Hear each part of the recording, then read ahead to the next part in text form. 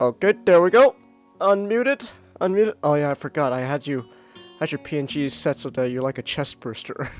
I forgot about that. Alright. Alright. Testing the audio. 1, 2, 1, 2, 1, 2. Give me some noise, Nick. Yeah. Audio's good, Chelsea says. Alright. Okay then. Alright.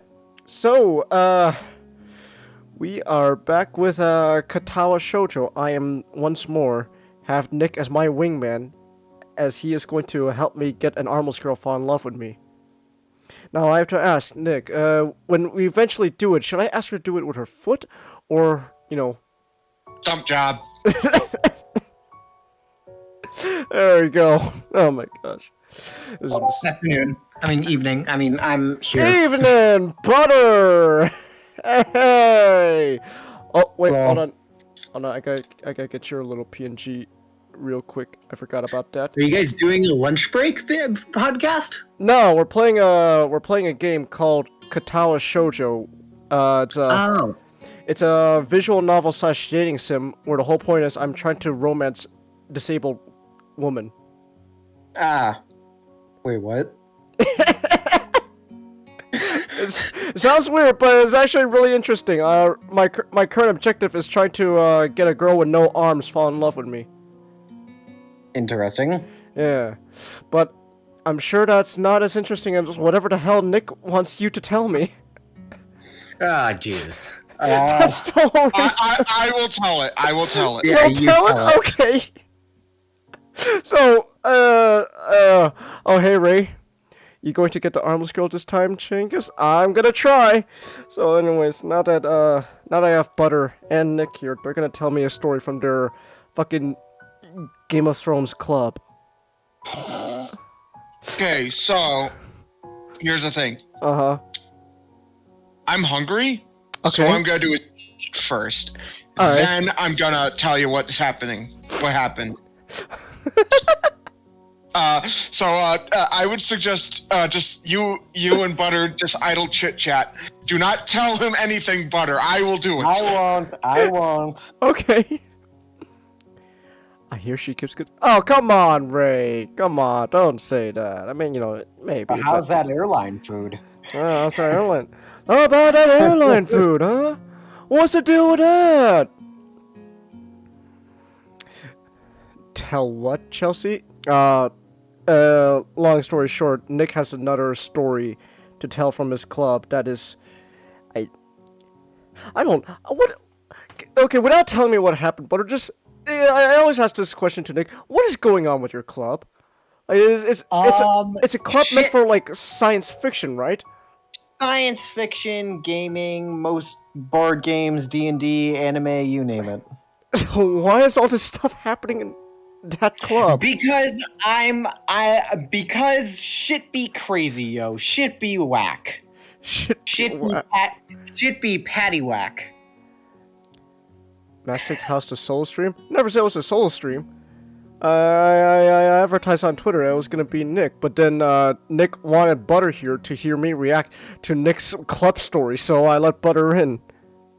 So yeah, but I think it's overall purely because he wanted to hear Changus's reaction. I did want to hear your reaction, yeah. Yeah. Though ultimately it's just gonna be the two of us, and then I don't know. I guess Butter can stay if he wants to watch me. Well, I guess listen to me romance an armless girl because it's a visual novel. Oh, dear God. Your club's full of freaks, says Matchstick. Oh, you have no fucking idea. Oh, that's an understatement of the century. Racist, that club needs Jesus. Yana jebas! Damn, am I glad nobody from the club watches this stream. Oh, they ain't too big of the word, the Lord Jesus? Oh, okay. I mean, even if you don't believe in that, it's just a name. And plus, it's just an expression. Just, oh man, oh Lord, he needs Jesus. That's an expression. So I don't know what's happening anymore. Like, okay. All right. Well, in that case, while we wait for Nick, then we will pretty much be on our journey to get a girl with no arms to fall in love with me. So real quick, Butter. So the whole point of this visual novel is that there are, like I said, there are a bunch of disabled girls in this school meant for people with certain disabilities, and so that ranges from like having no arms to being like having burns or being blind, being deaf, all sorts of stuff. But it's surprisingly really good. Despite I the fact, question several things, and at the same time, I don't. well, here let me put those questions to rest because this was written by a bunch of people on 4chan. Everything makes sense now. Everything makes sense now. Yeah. Now, the part that doesn't make sense is why is it good? Yeah, that's the Unironically good. yeah. I don't know. I guess 4chan just decided. You know what? Why don't we take all that? Just the, for lack of better terms, that sheer tism going on, and actually make a good game. It's like, okay. And we get this game, Katawa Shoujo. It's where we go to a school full of disabled people and we get our romance game on with a bunch of disabled girls. So there are a bunch of girls like these visual novels, there are multiple routes. So the route I'm currently on is with a girl named Rin, who's an art student, and she has no arms. But surprisingly, her having no arms is the least of her problems. Huh. Yeah, there's I don't know the full story with her yet, which is why I'm playing the game. But I don't know. I get the feeling that she's got some screws loose in the head for reasons that I gotta find out why. Oh boy. She also said my pee-pee was small. Oh, that's what that clip is from. Don't worry, Changus. It's not small. It's just compact.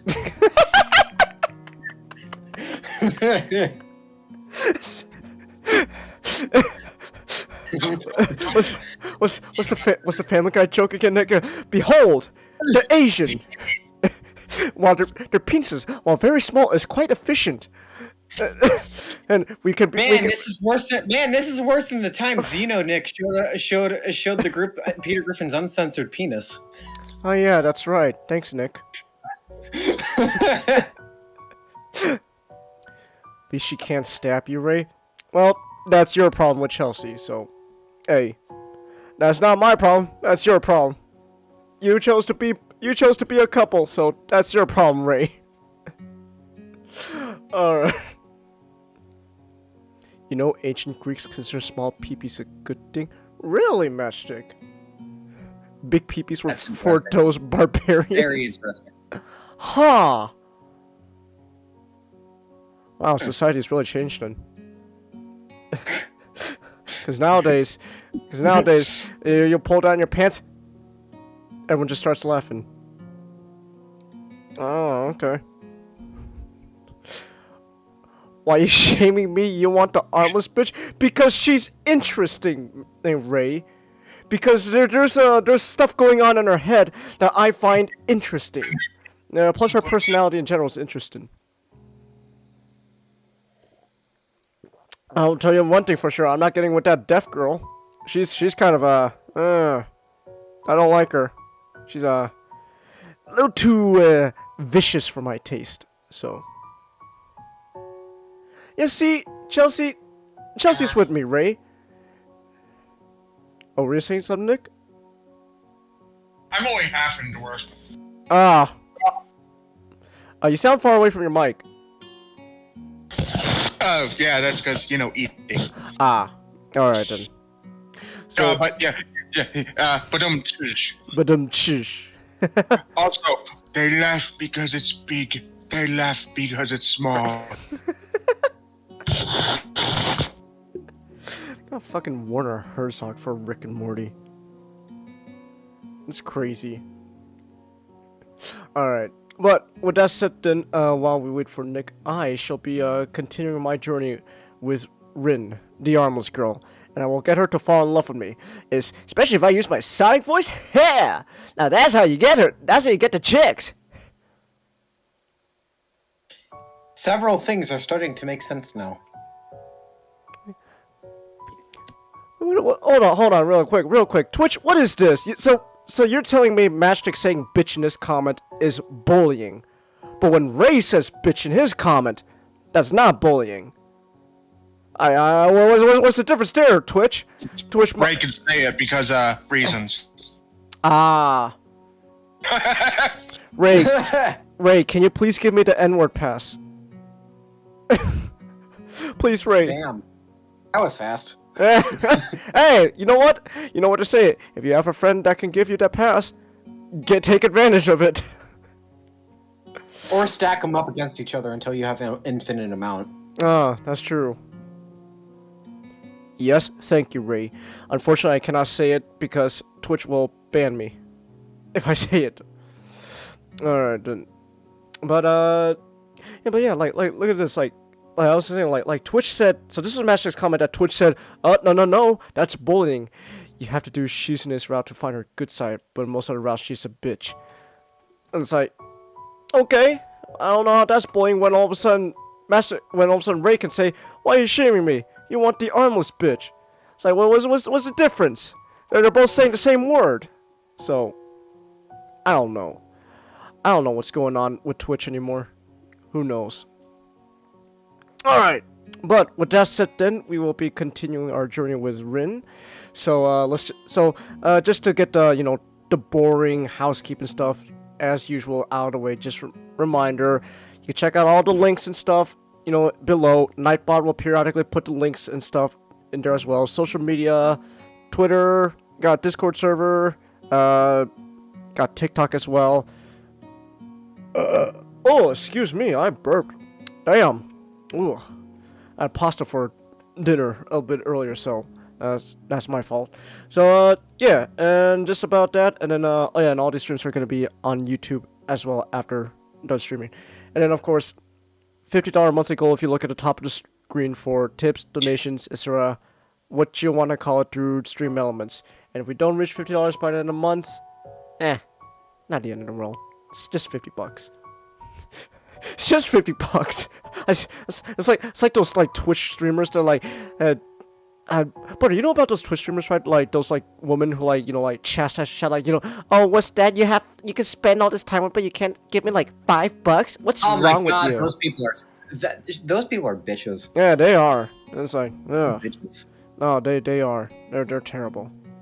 Yeah, they're bitches. No wonder Twitter CEOs are simping over them. Get ready, YouTube about to look a lot worse. Oh yeah, Ray, I heard about that. I heard about that. If you thought Susan was bad, oh boy, things aren't looking too good with YouTube. The best way I could describe YouTube with the new change in management is the. Have you seen Megamind, Butter? Well, Megamind's fucking great. Yeah, you know that scene was like, oh, you saved. Oh, you're a villain, all right. Just not a super villain. What's the difference between you and me? Presentation. Best way I could describe YouTube is like that quote from Megamind. You saved us. Oh, I wouldn't say save you. More like under new management. That's how I would describe YouTube. You were testing out Automod stuff? Oh. Sorry. The setting, I fixed it. It's fine, Chelsea. Don't worry about it. Don't worry about it. And the swarm of NFTs come out and form the new CEO's head. Yeah. Oh yeah. Yeah, that's gonna be fun, I guess. New YouTube CEO. He's really big into the NFTs. So, yay. I still don't know how NFTs fucking work. So, suck ass. Alright. Well, with that said, we got all the boring stuff out of the way. We can now get Rin, our girl with no arms, to fall in love with me. Alright, so last we left off, I was in art class with her since I joined the art club. So, Wait, and she doesn't have arms? she doesn't have arms. She does everything with her feet. So she paints with her feet. She eats with her feet. Many fetishes were born this day. There's also a kid in this club who is blind, so there is that. Which is actually not actually too surprising, because apparently I saw this on Twitter. It was like on the recommended like for you part of Twitter. It's like I saw this video once about how this blind guy, he just paints with his hands, and somehow he's able to like paint like really like actually generally really good paintings. Like one thing is like because he's blind, his choice for color is like really interesting, but it's actually really beautiful. So like you'll get like red oceans and like green skies, but it actually works really well. It's like, damn. So yeah, so disabled people being in art, not that far reached. So Rin here, she has no arms, but she can do everything with her feet. And we were just done with our art club meeting last time we left off. So, as the meeting comes to a close, I realize we haven't once touched any paint or pens today, and I feel somewhat disappointed. Oh yeah, the art teacher. Nomiya suddenly appears next to us. He seems to be fired up from the speech he delivered. His cologne smells musky and saturine at the same time, giving me an instant headache. Ooh. Even though I'm not sensitive to perfumes, he's looking at Rin like a hungry wolf. This girl, you remember Mrs. Sayonouchi, business at the festival, eh? What? That's the voice I used for the old guy. Just, I think so. I'm gonna know something amazing. The thing is, she's a very well-known colorist around here, so I might be able to get her to consider having some of your work on display. Master says I guess he's feeling more of textures to help him paint. Probably, Mastic. Probably. He ends his sentence with dramatic gesture. It seems he's expecting Rin to show some sort of joyous, shocked reaction to such grand news, but she just stares at him blankly. Magnificent! This could be a real chance for us to get ahead, girl! But... No, I know what you're about to say. Yes, it would be a similar. I think it's absolutely fantastic opportunity, huh? Yeah, I wouldn't be surprised if it's all big. This could be the first step, and then, when the words always strike while the iron's hot, right, Nakai? Yeah, it does sound pretty good if you're, into that kind of thing. See, we shall definitely not let this one pass, am I right? I don't really... Rin seems to be trouble for some reason. I can't figure out why. His style is pretty obvious. She doesn't want to do the art gallery. Are you that dense, protagonist? Are you that dense? Come on. What Nomiya is saying does indeed sound like a possibly great thing. She looks pretty down, though, and confused. I've never seen her like this. Oh, what are you doing, eh? Rin looks up to her teacher's glowing face, then backs down at her desk. I'll think about it. Nomiya's last taken slightly aback by Rin's lack of superlative delight. Then he smiles widely at her and gently pats her head. Good girl! Oh. Oh. Oh, wow, you just fucking dismissed her just... Okay. Oh. Well, any excitement I have for this art teacher kind of just went down the drain there. That's nice. Club meeting is finally over, as I lazily collect my things and help clean up. I start feeling exhausted for some reason. There isn't much to do. However, so it's over quickly. I catch up to Rin, who left the club room just a moment earlier, so we're walking down the stairs to the ground floor while I try to go over Nomiya's passionate speech about art, and Rin seems to be lost in thought. Dude's a creep? I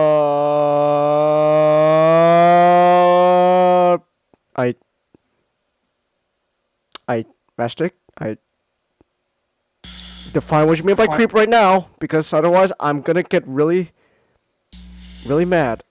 Not at you, at the character. I'm gonna get. Okay, okay, not that way. Oh jeez, okay, okay, still a creep. Okay, for a second Okay. there I was like, whoa.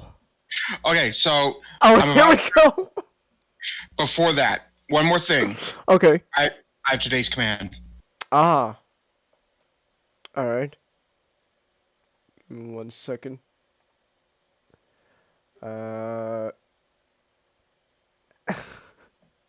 Just let me know when you're ready. All right. Give me 1 second then. Here's what I'm gonna do, just for this. Let me just switch things up real quick. Okay, let's see it.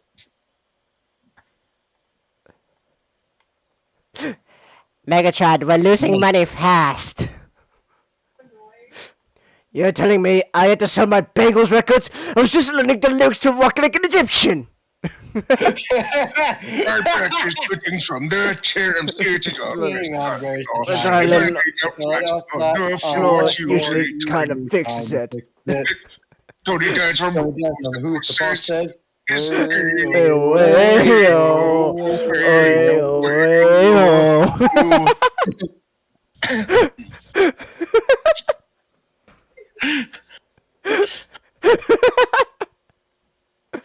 Oh, that's great, Nick. Fucking JoJo reference. Oh my god, Starscream, it's a JoJo reference! Alright. Alright, so... Okay. Okay. Oh so, no. After me and Colin leave the room, because we decide, the meeting, the official meeting part Mm-hmm. of the meeting is done. So everyone's, just have to hang out. So me and Colin, sorry, Butter. Shit. At least I don't know your last name. I don't care. I don't care. So we leave. We're basically, just sitting around, just talking, discussing shit, and showing him a bunch of stuff. And two of the other members come and just go, "Hey, you know that one guy who's been asking questions to one of the members?" And we go, "Yeah, he was touching himself."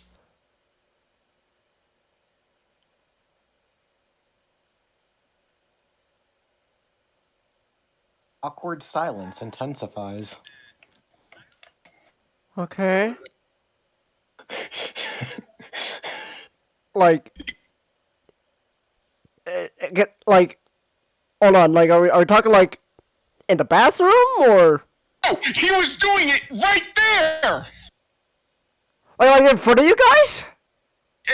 We weren't there, but pretty much! Like... are we talking, like, pants all the way down, or... No, he was just having his hand in there. Oh... Well, no, apparently it wasn't in there. It was just on top of his clothes. Well, still, he was very much feeling himself. Okay. I need to create a new PNG to have like a disgusted face. The best I got is this angry face. I need to make a disgusted face now. Just I think the sad face actually. The sad face works best. Just yeah, because it's like just why?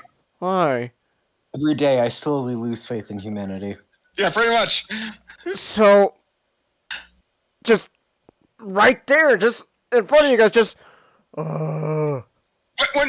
When she flies said, there's some high school kids there first. Mastic, this is college. This is college, Mastic. This is college. Remember, we're older than you. That's still shocking to me. I still can't believe we're older than you. Yeah. Butter, Mastic is the fucking youngest of us here. Really? He doesn't seem young. Exactly! Right? I don't think he's even. He just Oh, turned he's 21. 21. Hey, you're finally Oh. old enough to drink. Chug, chug, Chug, chug, chug, chug. chug, chug, chug. But anyway, Trey. Just caused another flood. Okay, dude, yeah, the dude was just flat out. The second she got, yeah, he was touching himself. I literally had. Changus. Uh-huh. It was a small sentence, but every single one of that felt like a fucking punch to the face. Was he like doing it like when like you guys were like so, Okay, so we weren't in the room when it happened. okay, but the people who came to you were, Yes. and just it was just in front of them, just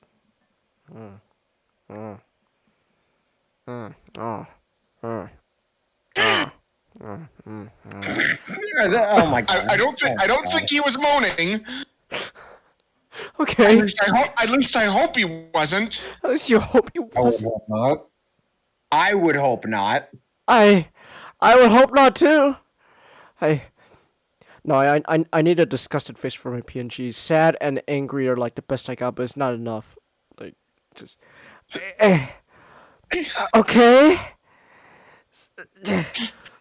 I told you when Changus, when I first learned this, that was something I got. Changus, Changus, holy shit, dude, shit went down at club. Just your friend walked into two kids doing it in a bathroom. But okay, but Meshik, that's either way though. That's at least in a bathroom. That's a private area. You know, I mean, In the bathroom, it was right in the fucking room. Just like in front of people to see. It's just like like we're talking like just stuck his hand down his pants, just went downtown. No, it was like apparent according to the descriptions, they were just putting their hand over their pants on their crotch area.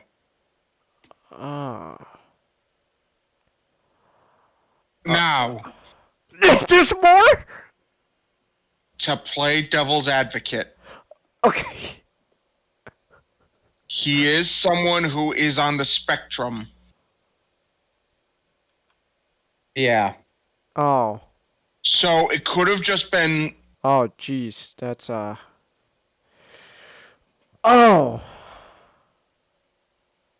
Oh, okay. Well, in that case, That that's changes things. Sad face. yeah, that changes a lot of Yeah. So that changes the context a lot because I assume like it was just some like just some freak just in front of like those guys, but like now this changes things like oh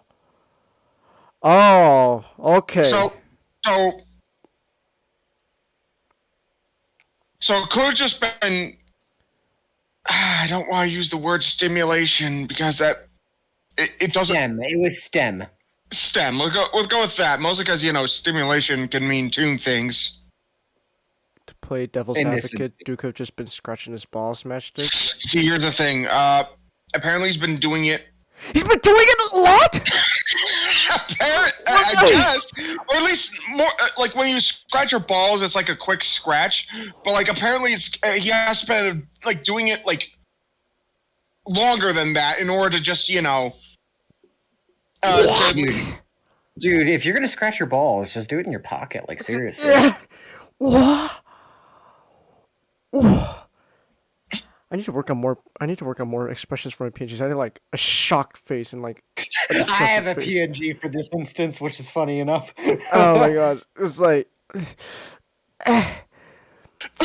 So like this is not a one-time thing then. This is. Or I wouldn't say. This is at least the first time we noticed. It doesn't sound better. And again, to play No, the devil's advocate. wait, hold on real quick. roll real quick. Wait. No. Let's not talk about God bringing us rest because the context has changed. The context has changed considerably, Ray. Because if it was like a guy, Completely.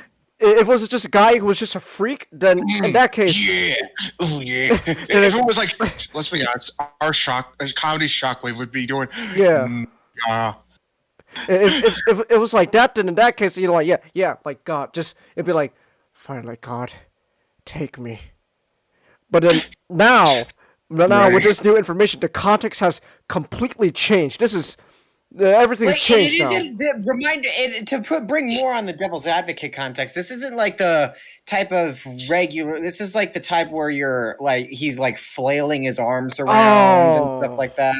I know what you're talking about. There's back in high school, there was a kid in my band class who he was exactly like that. And surprisingly enough, though, he was a fucking boss at clarinet, though. Ray, I hate to tell you this. He would be shirtless. It would be Shockwave. Look. Oh my gosh, Ray, please. Please, Ray. Oh my goodness. But yeah, like I know what you're talking about. Like, there was a kid in my band class who was just like that. Like, boss of the clarinet, though, like he was really good at clarinet, but like everything else though was like. And also the people who that. came to us also recognize this. He's because they were trying to at least move him away from the because he was also asking questions to this one girl. And we don't know if she noticed, didn't care, or was just trying to play it cool. So because you like when you feel uncomfortable and you're just like, I'm just gonna pretend I'm not seeing this kind of thing. We don't know. But when they moved him away, he was still doing it. So obviously it wasn't sexual.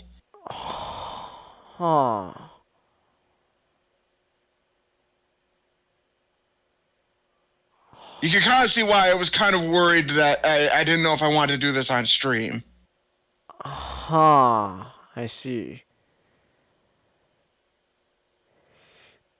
Yeah, that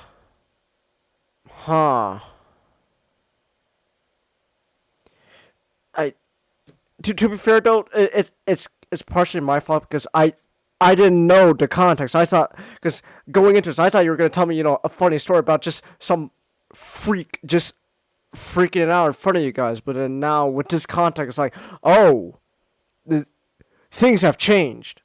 Yeah. So, damn. Chelsea, that's my man. He also got dirty thoughts.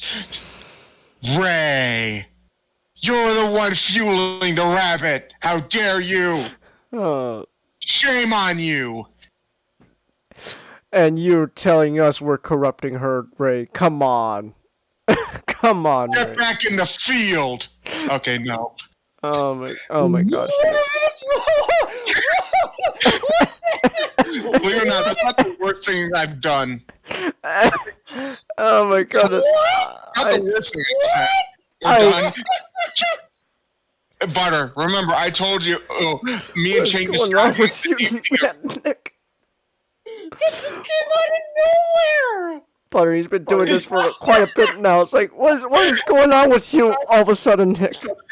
I don't know. I feel like you guys enabled me to do it too much. Enable you? Yes, enable. Oh, okay. I see. Well, you're gonna blame us. Changus, guess what? Before we met, I haven't been doing this. Well, it's like Riley's teacher. I'm telling you, I never thought this way until that kid entered my class. My inside voice didn't sound like this way until he got into my class. I can't say the full quote, but obviously just my favorite part. Just last week, hey, Riley asked, "Can an N-word borrow a French fry?" And my first thought was, "Oh my God, he said the N-word. No, it's my N-word. How you just gonna borrow a fry? N-word, you gonna give it back?" It always gets me. How are you gonna borrow a fry? You gonna give it back?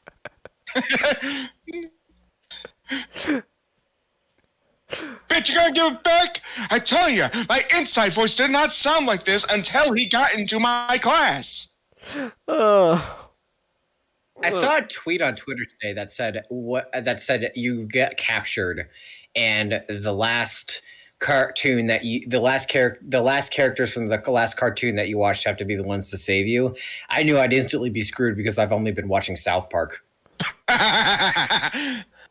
Last night we watched. I ain't trusting a fat ass like Eric Cartman to fucking rescue me. He'd just be making anti-Semitism jokes while Kyle yells at him from the other room. I don't know. You at least you have, I don't know. Carmen, if motivated, can be reliable. Oh yeah, definitely motivate him with the options for money, toys, killing Kyle. Last night me and Nick were watching American Dad, so that's not gonna help. In fact, we literally watched a scene from American Dad that was pretty much Jeff got kidnapped. Oh my God, we gotta save Jeff. But they're high on weed, so just wait. What music is this, Roger? Yeah, with Magic, you can either be Cartman is on. He can either help you very well, or he'll end up killing you. Yeah. It's like Waspinator. His endurance has to be either a 1 or a 10, nothing in between, and depending how you view it. That is the best fucking quote I've ever heard about Waspinator. Waspinator could. Waspinator technically can be strong as Predacon. But why universe hate Waspinator? Why universe hate Waspinator? We didn't have it at Express like the very first episode. He's the first Decepticon that gets punched. Just opens the door, sees Ironhide right in front of him. Just immediately, no. He's also the first one to get sucked out the hole. It's just. It was either him or Starscream. Just. Why universe hate?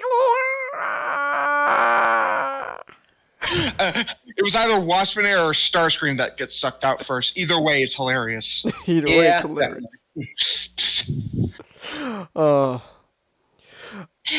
Also, Changus, for Autobot Academy, tell me, what do you think is funnier? Wheeljack as a teacher or Wheeljack as a student? Oh, that's a good question. Right? I'm kind of leaning towards teacher, just because he's the one teacher that just sucks at his job. But there's no one else who could teach what he does. He's the science teacher. He's a science teacher. All right, class, it's here. Oh my gosh! Boom! We made a bomb! Everyone get down! Just all right, class. So today we're gonna be mixing some chemicals. No, you mixed the wrong formula.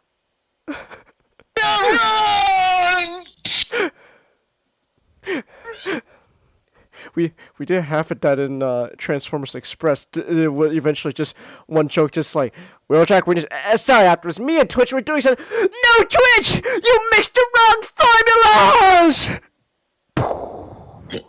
You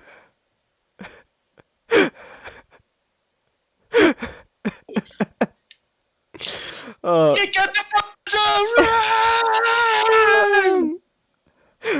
wrong. Have him be a teacher's assistant, Matchstick?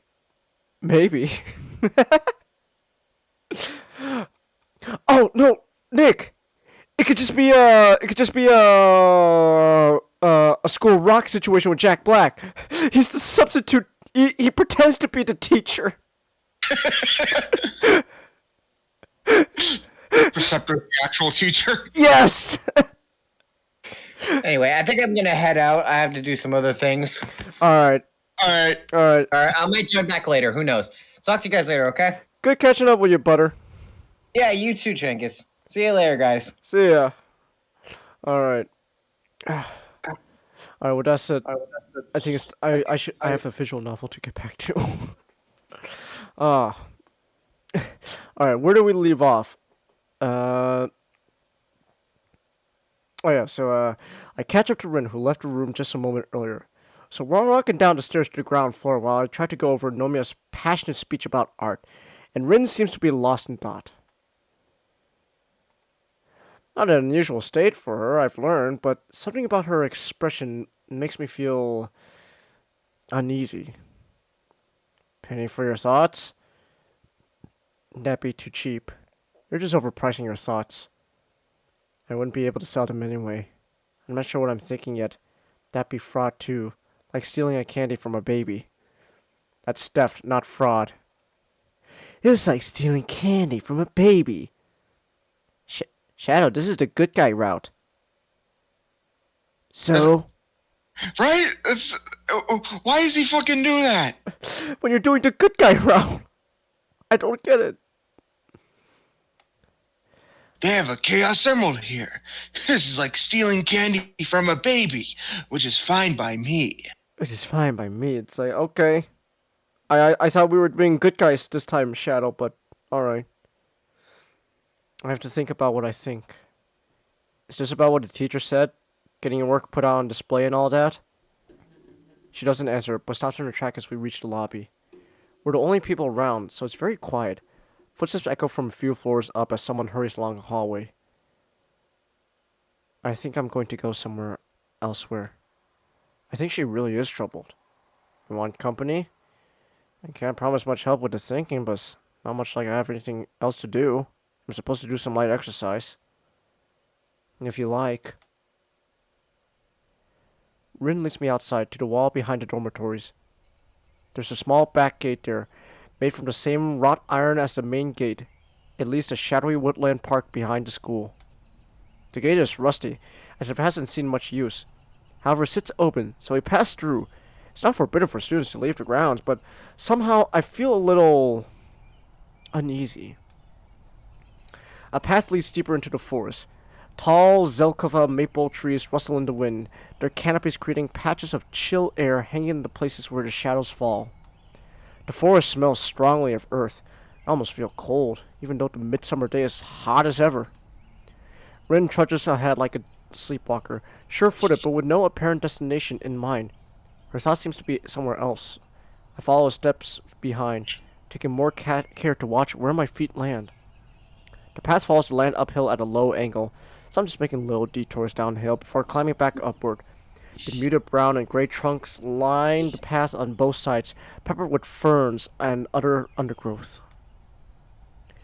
After a little while, I start getting worried. The path is still wide and clear, so there's no chance of, getting lost, but it doesn't look like we have any particular destination. Nothing wrong with a little bit aimless wandering around, but I don't want to go so far that I get too tired to walk back. Starting to get a little winded, my legs feel heavy. I want to stop and get a chance to catch my breath and rest my legs, but Rin keeps on going. Hey, where are we going? Or are we going anywhere at all? Worry tree. I see. So what exactly is the worry tree? It's just a tree, like this. She stops in front of a particularly large maple that might or might not be the worry tree. Its lush green leaves sway lightly in the breeze, blowing through the small clearing we entered. I guessed as much. There are people who believe that you must come here to wallow in misery. If you are miserable, only by people I mean me, and the tree isn't really called anything. So, if you're miserable, you talk to a tree about it?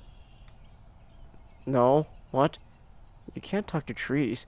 What do you think I am? Crazy? No, I didn't mean it like that. Or maybe you talk to trees. I'm sorry. I didn't mean to say that you are crazy. Even though you probably are if you talk to trees. I wouldn't recommend it in either case. People will think you're a weird person. No, you know what? Just forget it. She looks mildly confused, for which I don't blame her at all. She tilts her head a little to side to side, expressions melting back to her usual one. Alright, I'm good at forgetting things. So why are you here? Are you miserable then? I can't read the expression she makes. I hate how bad I am at interpreting Rin's mood. She doesn't answer right away, as if isn't quite certain of her own mood. The blank stare changes to a more difficult expression as she shuffles her weight around. Finally coming to a conclusion, Rin shrugs her shoulders. I've grown to seriously dislike that gesture. It doesn't mean anything. Oh, believe me, it's like the time I asked Nick if Hugo Strange would build a camp, and he just answered, "Eh." It's really funny when it's in Jackass. Just, is the snake venomous? Eh.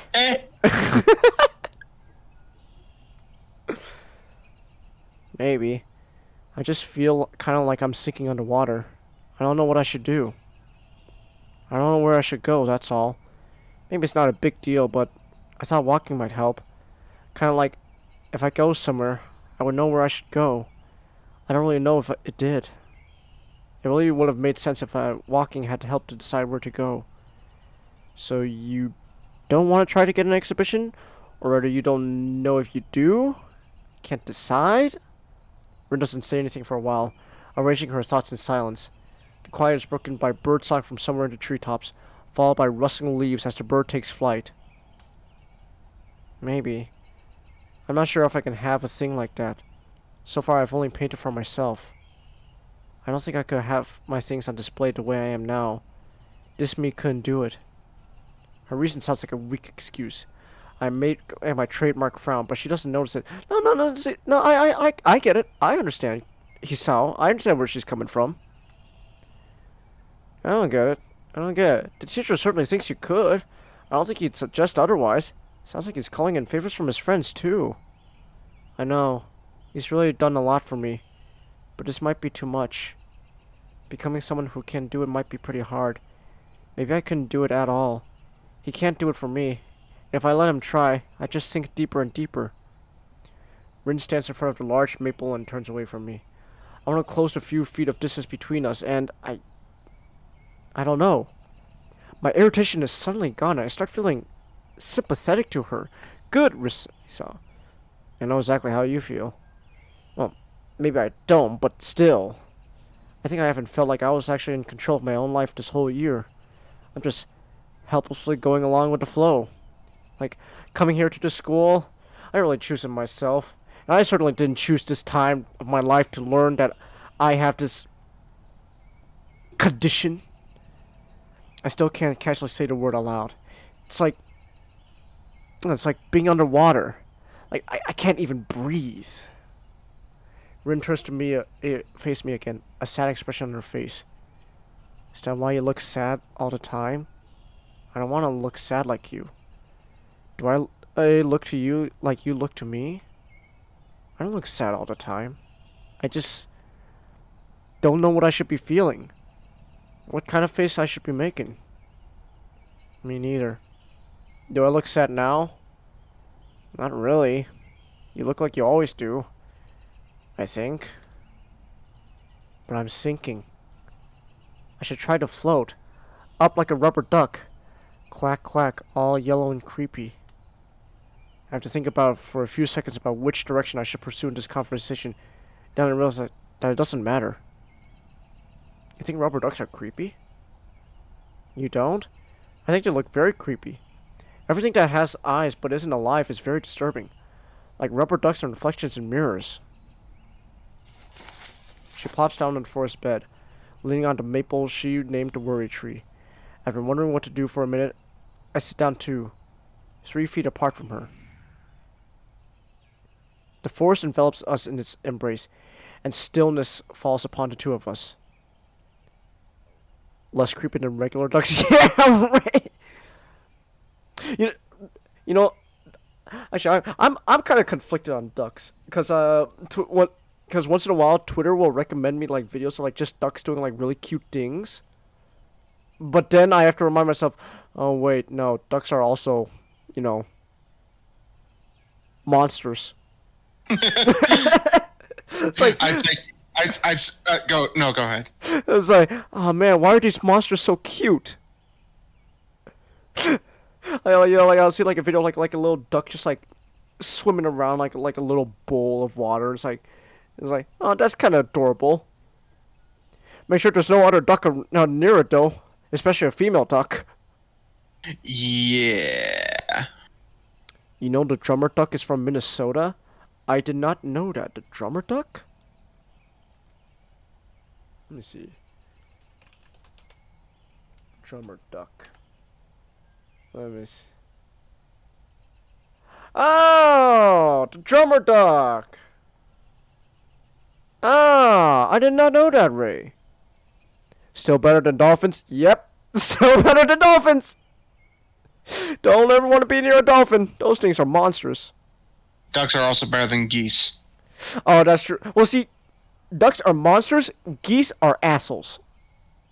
That are also monsters. Imagine the monster that is the duck, but then on top of that, it's also just an absolute asshole. So Shockwave. I'm right. Shockwave, it's so big. Damn right it is. Which head is your favorite? I can't take that Dan Green line seriously. Just, that's supposed to be dubbed hentai? Just, damn right it is. Alright. Nightbird kills a dolphin and she's the asshole. I don't think Nightbird killed a dolphin. I don't know, maybe even so. Hey, dolphins deserve it. Actually, you know what? And SeaWorld. Actually, you know what it is? Geese are the orcas to ducks. Because orcas are technically, the same like family as dolphins. And duck and geese, they're pretty close as well. So, well, I don't know. Maybe, I don't know. I don't know the fucking science with ducks and geese, but long story short, it's like they're similar enough. So it's like, and plus, and even then, and also geese usually have like a similar color scheme to orcas. So geese are just the orcas of the ducks, which means they're assholes. Have you seen a video of like a fucking orca just like playing around with like a dead seal? Yes, Cengiz, I have. Like they're like fucking like slapping it around, like playing like fucking paddleball with the corpse. It's like, what is wrong with orcas? It's like, jeez. Damn, nature, you scary. Patches of sunlight litter the small clearing in a pattern that echoes the maple canopies. One of them falls perfectly on me. Also, Nightbird killing one of the Nightbird killing a dolphin is one of the reasons the Decepticons got banned from SeaWorld. Let's just say Shockwave isn't allowed to be near the manatees. Hey, Megatron, hey, boss. Yeah, Rumble. Why do dolphins have blowholes? What's the blowhole for, Megatron? I can tell you what's not for, Rumble.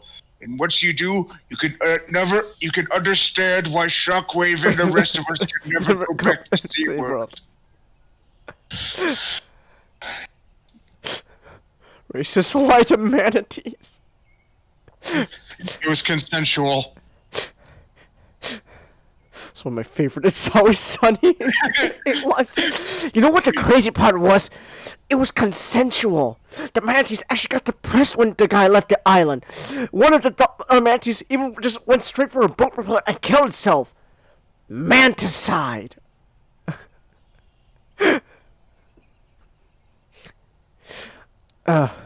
Patches of sunlight littered a small clearing in a pattern that echoes the maple canopies. One of them falls directly on me, warming me all the way to the bone. I wonder what I could do for myself. Maybe for Rin. For now, I just keep watching her from this distance. Sometimes she cranes her neck all the way back, so much that it looks like almost painful, as she stares up the small patch of the sky visible past the canopy of the worry tree. Sometimes she just stares blankly ahead, as if saying something just beyond her reach. She keeps whispering to herself, but so quietly that I can't hear her, even though I'm sitting right next to her. Why not the meditation? Chelsea, what is that supposed to mean, Chelsea? Chelsea! Why not the me? What is that supposed to mean? To be fair, that is exactly Shockwave's reasoning. Why not the manatees? God, sugar, why the manatees? Why not Why manatees? not the manatees, Megatron?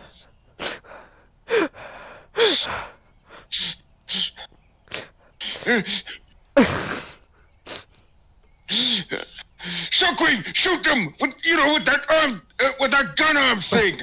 This isn't a gun, Megatron. Then what? I don't want to know.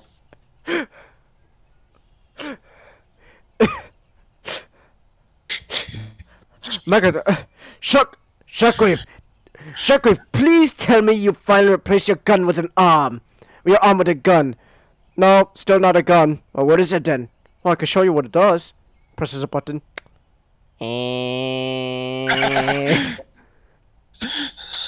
Why is it making that noise? You know why. Keep that arm away from me. I only see her lips moving, like she was in the middle of a distant dream. I realize that right now, I no longer feel any of the intense loneliness I feel at night, just before falling asleep. I might be more like Rin than I thought. I could either give up and stay submerged under the weight of all the crap in my life, or try to change myself for the better. Her decision is different yet the same, and unlike her, I know for sure that I can't stay like this forever. I have to change.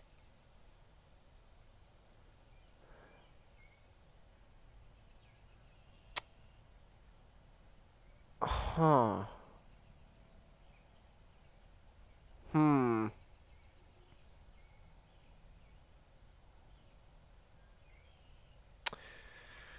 I have a feeling if I say I want to be more like Rin, that takes me closer to the Rin route. And then there's I want to be more like Emmy, which means I'm assuming that means I'm more of a positive role model.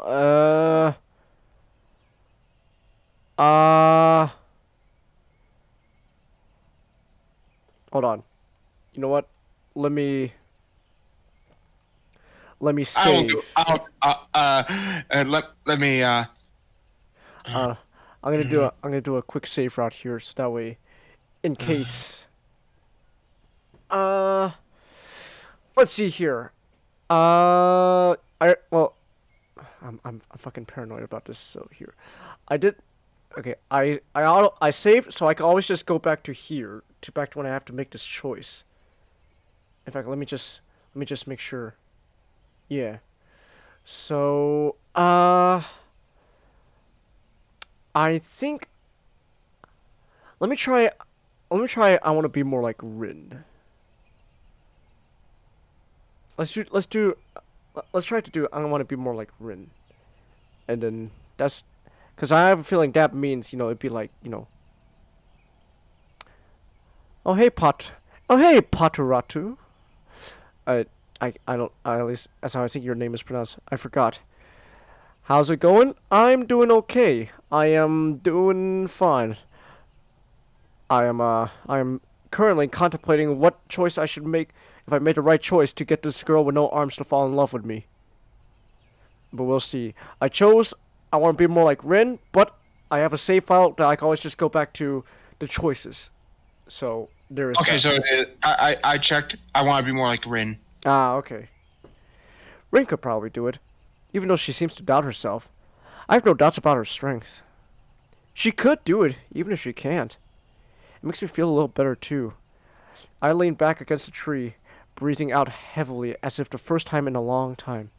Oh, hello. You're my new neighbor. You just moving? Oh!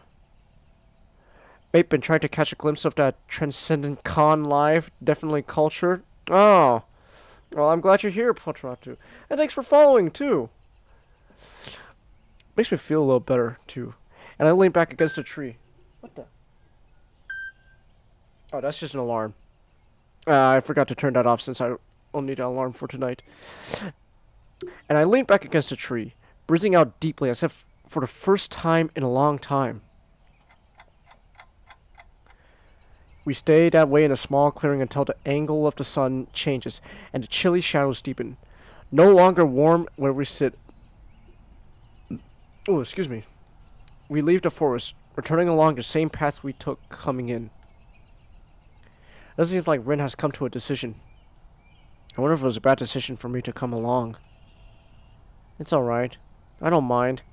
I'm sure the trees and dirt and rocks wouldn't mind either. Did you mind? No, not at all. I think it helped me too. Haven't seen you in Discord's VC in a while. Seems dead. Wait, which VC are we talking about?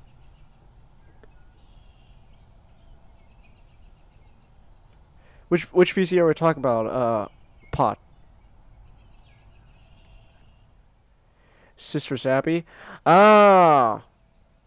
That's just because normally I'm usually just as busy doing my own thing. I usually keep myself busy. I've been doing a lot of side projects along with streaming. Like I've been writing a lot of stuff. Nick knows I've been writing something like a big thing for my YouTube channel. So there's that. So I've just been writing a lot. First, while we walk back towards the dormitories, the sky is changing to a deep ultramarine. The first summer stars twinkle softly between spots in the canopy, barely visible like tiny fireflies. Counseling research recently? Ah. I become very self-conscious about Rin's presence. I haven't thought much about the girl since things fell apart with Iwanako. It's kind of the same situation as then, but to be honest, I don't think it really counts for much. Not with Rin. And yet, it feels good walking next to her, even if it isn't anything more than this. At first, I think Rin agitated me quite a bit with her unpredictable behavior. But recently, I feel I haven't had to be on my toes so much. I managed to let myself go a little. It makes me feel satisfied, even though ultimately I think it's more thanks to Rin to myself.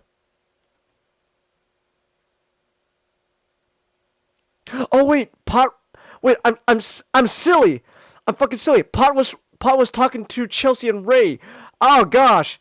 Ah, my silly brain. I was talking. Oh my goodness, that's my fault. Oh my gosh, my brain is. Ugh. Gears were not turning. Gears were not turning. I don't know. Okay, Chinggis. Yes. What kind of mouse walks on two legs? I don't know. Think of a mouse that walks on two legs. Is this a genuine question, or like talking like fictional characters? I don't know, because if you want to say mouse on two legs, I was gonna say Splinter. Okay, what kind of duck walks on two legs? Is that a trick question? What kind of duck walks on two legs? They all walk on two legs, Nick. They all walk on two legs, Nick. What is that supposed to mean? What kind of question are you asking me? If you said a character like Donald Duck or something, I would have said, no, all of them, dumbass.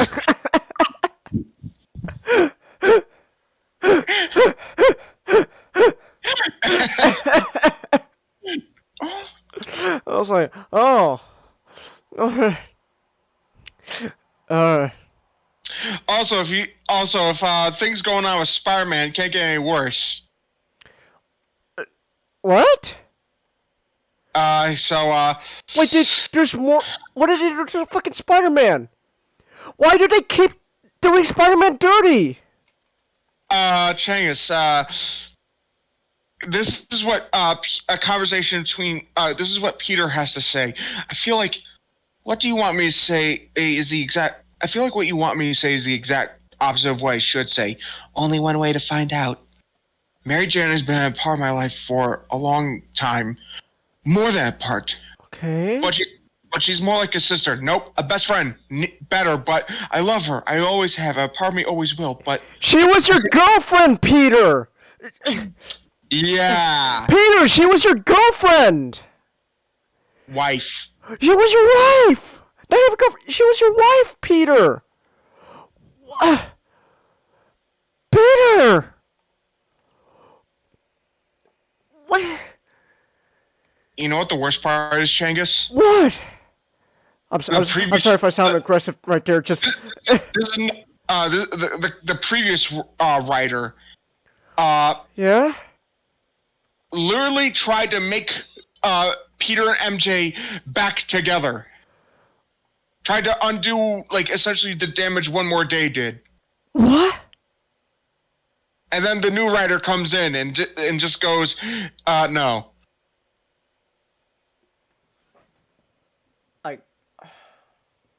Well, even better, Changus, the end of Nick Spencer's run basically says that MJ and Peter were destined to be together.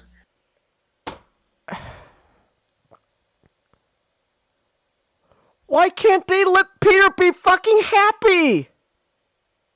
I don't understand this. Why can't they let Spider-Man be happy? That's such a baffling thing. I don't understand. I don't get it either, man. I don't know. I don't want to talk about Spider-Man anymore. Well, I mean, like, look, I want to talk about more Spider-Man, but if we talk about Spider-Man right now, I'm gonna get mad even more. So, Yeah. Gosh. Hope you don't mind me asking, what do you do for a profession, Pot? I'm still in college. Oh, what'd you say, Nick? This. Oh, I mean, I wouldn't call it a profession yet. More like a side gig. I don't know. It's not a. I wouldn't consider a full-on profession yet. To be fair, Chelsea, why Batman can't be happy? That's a much easier question to explain. Yeah. But Spider-Man, though, that's just unexcusable. Yeah. Yeah. And Pot says, I have my theory on Spider-Man. Oh. All right. I don't get why they can't let Peter be happy, man. Please, God, let Spider-Man ever public domain. Enter public domain, Ray says. I would like that, too. I could make a fucking bomb-ass Spider-Man story. You know that says a lot when fucking, you know, when I like, this is like, it sounds like, you know, oh my gosh, just a fucking this guy on the internet knows how to write Spider-Man better than comic book writers. Yes. That's the state of Spider-Man right now. I know how to write him better. What? Nick, this is the return of screenwriter Changus, but now he has entered the comic book territory. I am now comic writer Changus. Hey, yo, comic writer Changus! I am comic writer Changus now. Is political in nature, but I ain't saying anything. Oh, no, I completely understand, Pot. No, I completely understand that. You don't have to say anymore. I completely understand what you mean there. Yeah. You have ideas for comics in your noggin, Ray?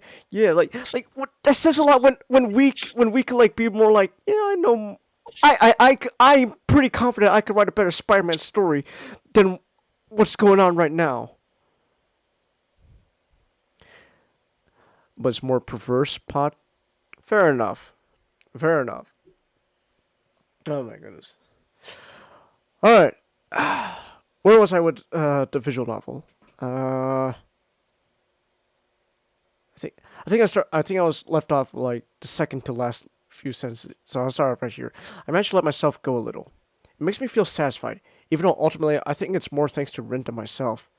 She seems to be disinterested in a huge number of things, but something in her makes me try harder than I normally would. Oh, I am gassy tonight. Jeez. Ooh. It's not that I want to impress her. I think that truly impressing Rin would take near superhuman effort just because how she is. Instead, it's because there's this relentless feeling inside of me that I shouldn't let Rin down. It's really weird. I wonder why I started thinking like that. I don't even know what sort of expectations she has about pretty much anything. So how can I let her down?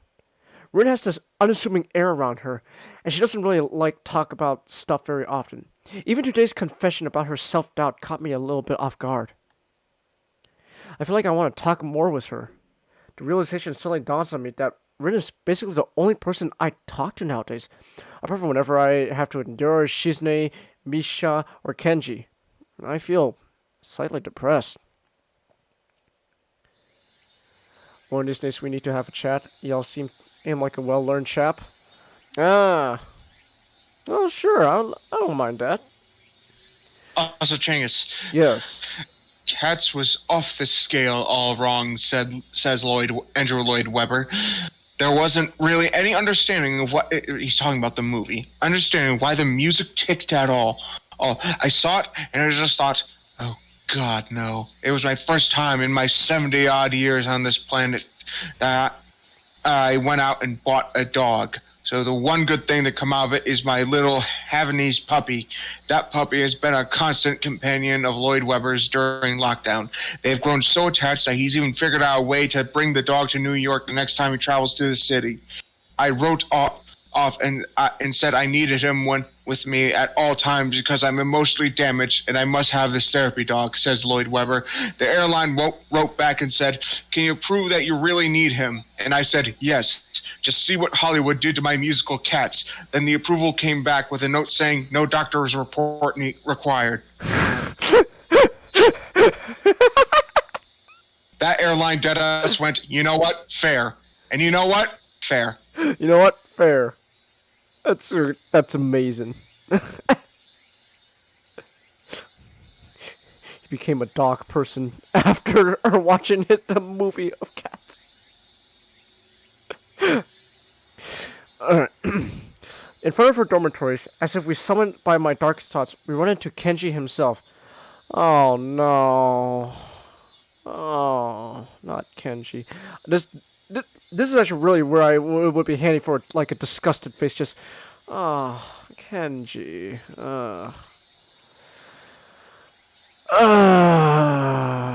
Kenji. Okay. It feels very odd seeing him outside, breathing fresh outside air. This is already dusk. I don't particularly expect Kenji would disintegrate upon direct exposure to the sun. Kenji himself seems very insecure as well, standing around looking like he's waiting for something, but doesn't know himself what it might be. Hey, Kenji, what are you doing? Hello.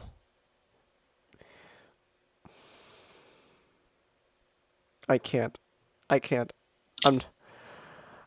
I'm not strong enough with Kenji. He's honestly just annoying. Alright. That is fucking Harry Potter. What the fuck? That is Harry Potter. But apparently he doesn't like women. Or at the very least doesn't like feminists. So I don't know. More comes off just he doesn't like women. Alright, let me channel my inner Kenji. So, apologies ahead of time. Who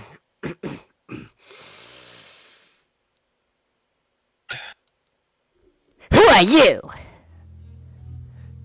It's me, Hisao. I'm not sure if you know Tezuka from Class 3-4. From his face, I can see that not only does he doesn't know Rin, he also can't see her from the short distance. Oh, sup, dudes. Oh my goodness. Do you make him sound like Starscream? That wasn't the point, but But now that you mention it, I might have to switch voices now. Kenji sticks his hand enthusiastically looking forward, almost straight into Rin's stomach. Rin looks at his outstretched hand in confusion until Kenji clears his throat and retracts the hand. There's something almost cool that he manages to do with social awkwardness. It's not like I am the most suave man on the planet, but I don't think he'll ever be able to even approach Kenji's level. I think I respect Kenji a little bit more. Why would you respect Kenji? So, you're waiting for someone? Why is he leaning? Why is he coming closer? Why is he coming closer? He leans closer and lowers his voice into an agitated whisper. I see his facial muscles twitching. Come on, man. You know I can't talk about this stuff here in public. They might be listening. I'm gonna have to pick some stuff up from somewhere, and I don't want these snooping student council hacks to get on my case. Also, I don't trust your friend. Nothing personal. Are you sure he's trustworthy? I briefly considered telling Kenji about Rin's gender, but as it might end up badly for one or both of them, I decided against it. Yeah, I'm sure. He turns from me to Rin, and I immediately get the feeling that I have to prevent them from talking to each other with whatever means necessary. However, there's little I can do now, apart from physical violence. In that case, would you be interested in knowing about the worst threat to mankind since the invented vegetarian?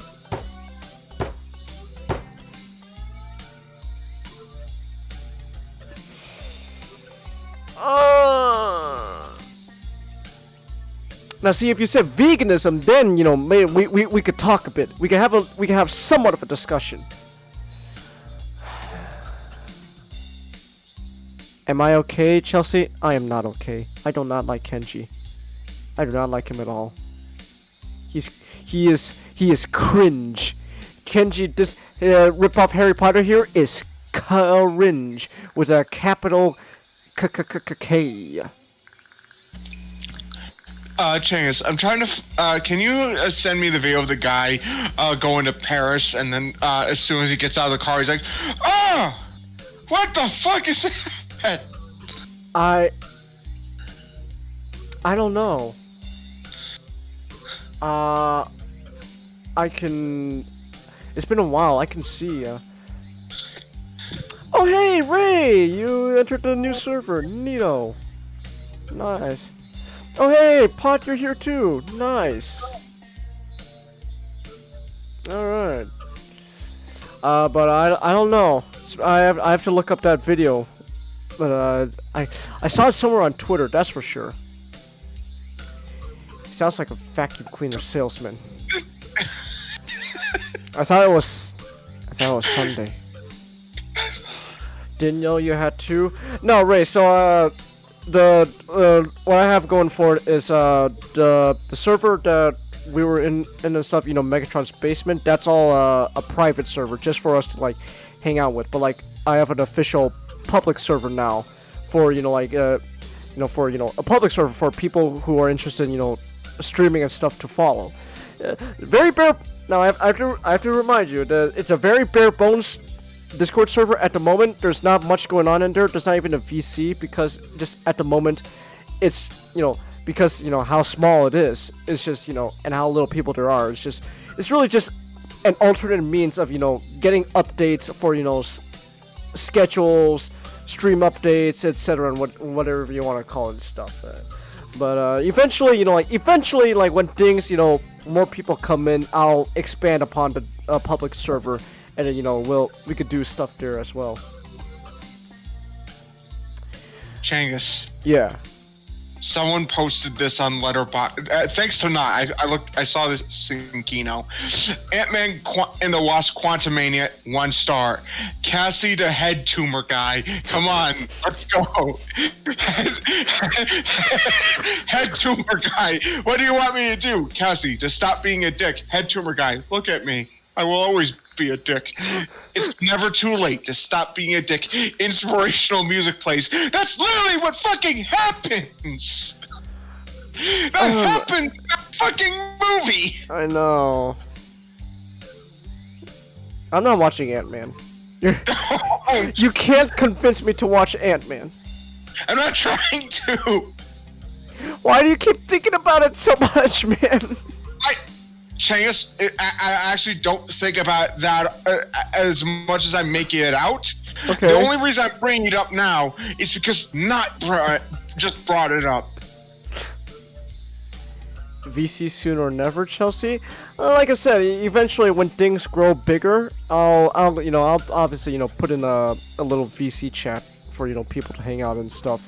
But besides that, just for now, it's just really small, just somewhere to get to hang out and get stream updates and stuff. You're gonna watch Ant-Man, Chelsea? Chelsea, please.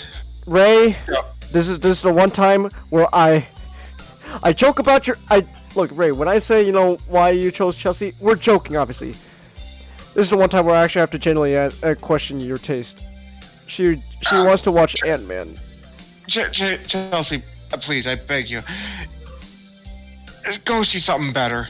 Watch Creed 3, Chelsea. It's literally coming out in 1 week. If you could save your money for next week, go see Creed 3. Go see Creed 3, Chelsea. Ray, I know you're still in the chat. Talk sense into your woman, please. You might watch it. Watch it. Ray, be ready to be ready.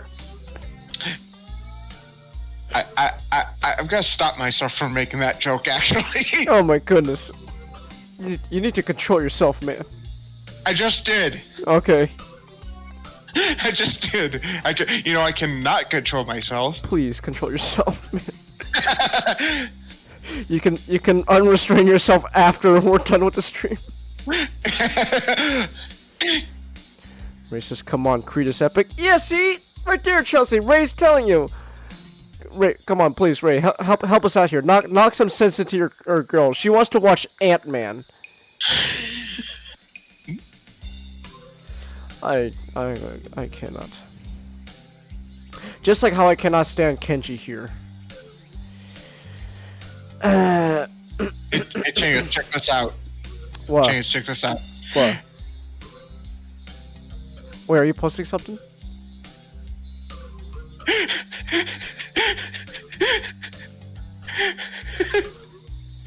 What? Are you like showing your camera or something? I can't see. Chance, did you hear me before I jumped out? No. Well, I'm not doing it again. Okay. I'm not risking it. Okay.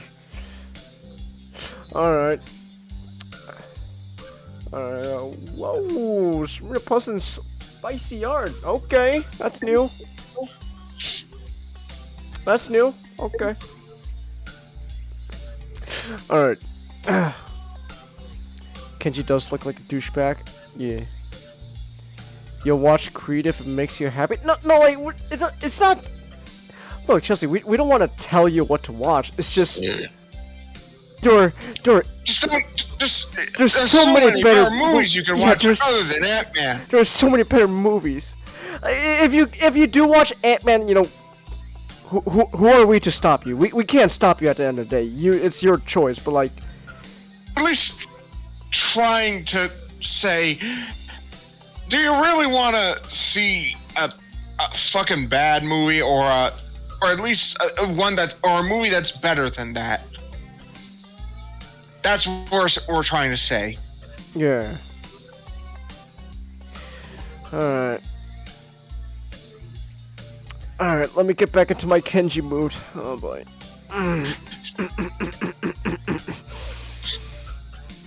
I see you're not in the know. Yeah, man, I'm talking about man eating cows here. Very few people know what I know, so I'm not surprised. What the fuck are you talking about, Kenji? We can't talk here, but if you like a pamphlet, come to my room after curfew on Mondays or Wednesdays. He suddenly reaches to his pocket and draws out a ballpoint pen and what looks like a convenience store receipt.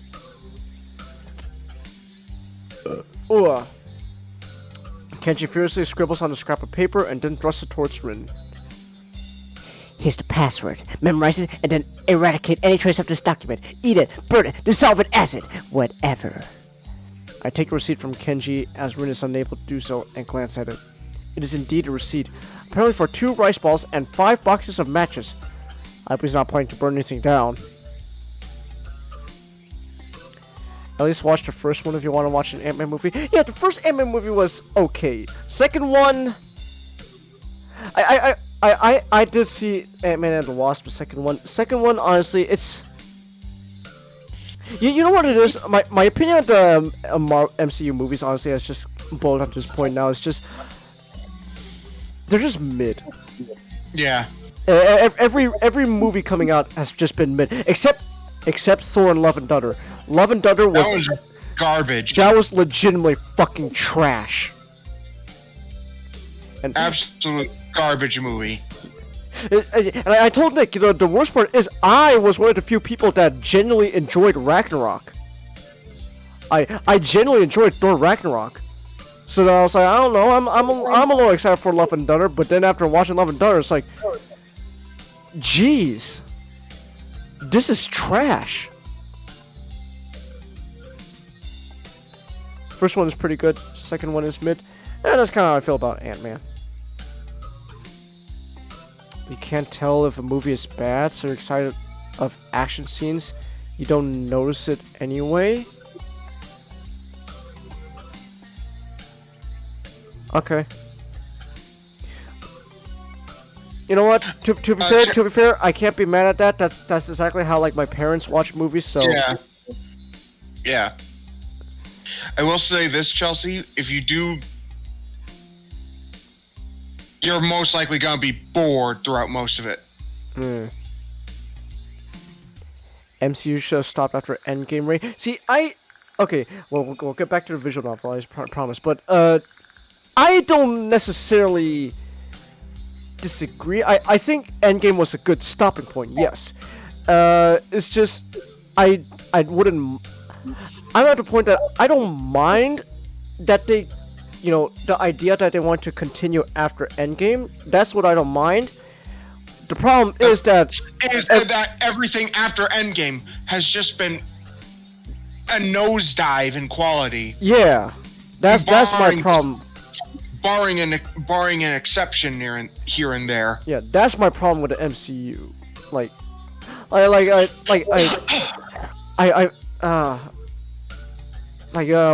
of like the best examples I have just utter disappointment in MCU is honestly Falcon and the Winter Soldier. Because Falcon and Winter Soldier, looking at it, I don't want to go into that whole rant again because I'm gonna rant forever. Because Nick knows my rant on Falcon and Winter Soldier. But like, long story short, I genuinely believe that there was something going on with Falcon and Winter Soldier that could have been interesting. Could have been, you know, at the very least decent. And then they introduced Jeremiah and then just shit the bed. And after that, it's just, oh. Okay.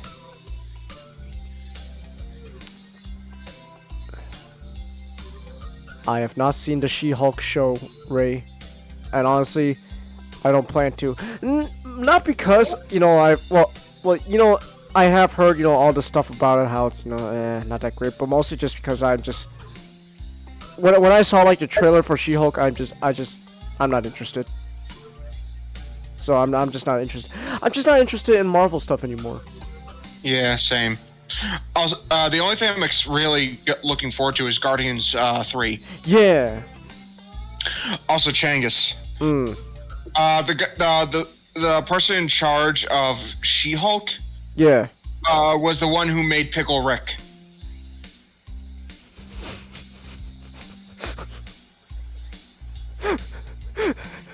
Things kind of making sense now, aren't they? She wrote Pickle Rick. Yes, and she fucking played that psychiatrist. She was a psychiatrist? Yeah. I don't know.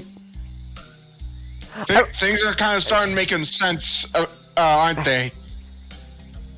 I don't think the Pickle Rick episode was actually bad. It's just compared to like some of the early Rick and Morty stuff when I was watching, I was like, it's not as funny. And now with Rick and Morty, it's like, oh my goodness, what the fuck is happening now? Jesus. Incest, baby. Fuck, and then, oh man, and then fucking all that shit with Justin Roiland came out. It's like, oh my, what is happening? Jeez. Oh. Oh my goodness, Ray. Jeez. What did he say? I'm not saying women aren't funny, but they're making a good argument. That's fucking awesome. Starsky, I'm not saying women aren't funny. Well, I am. But I'm saying they're not making a good argument. Megatron, you can't just say that. Yes, I can.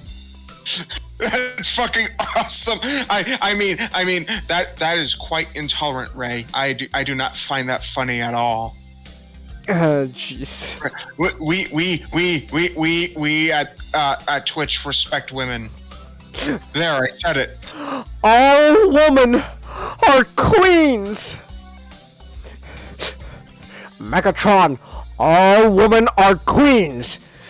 If she breathes Prime, she's a slut!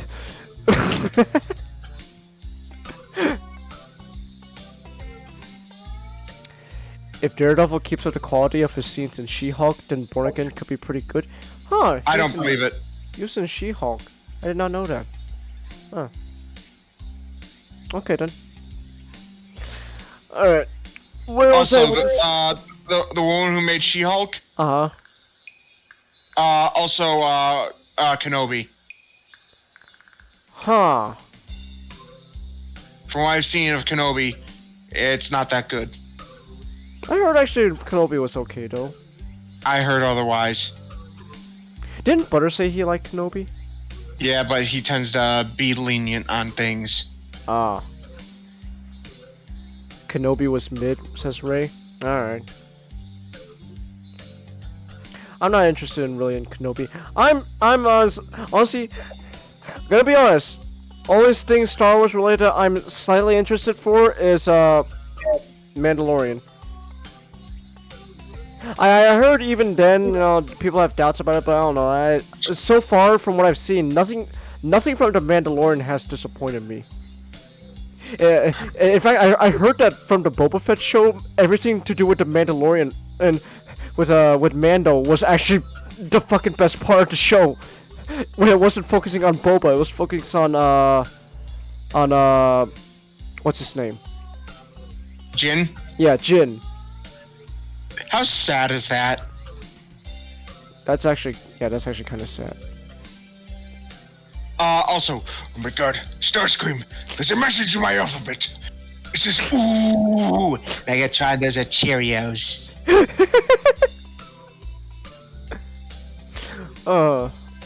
Alright. Okay, let me go back to this visual novel.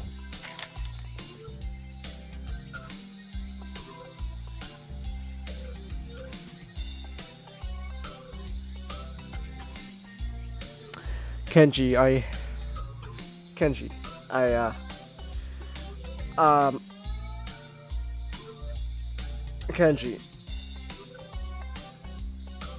You know what? I need a lot more expressions for when it comes to this stuff. I need like a disgusted face. I need like a, but I also need like a disappointed face as well. Like just disappointment. I don't know.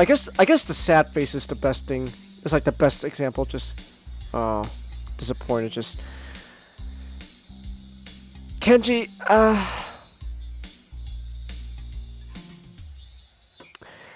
I know your opinion on. Are you unintentionally flirting, Kenji? Is that what's going on?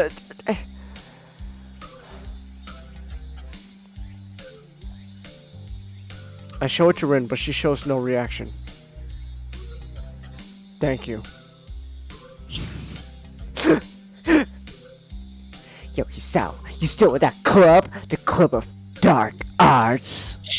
My god, Starscream, there's a message in my alphabet. It says, ooh, Megatron, those are Cheerios. Fine art. Anyway, yeah, actually just had a meeting today. Still got your wits about you. No shitty mind tricks going on. Nothing personal, man, but I have to be on top of things. Jeez, Ray! Kenji wants a forehead job too. Whoa! Oh my goodness. Jeez, you two, Nick, Ray, you guys need to control yourselves. Jeez. No. You're high? I don't care, Ray. Come on, man. Just like that was like, whoa. He's high. That's his defense. No, Chelsea, don't say.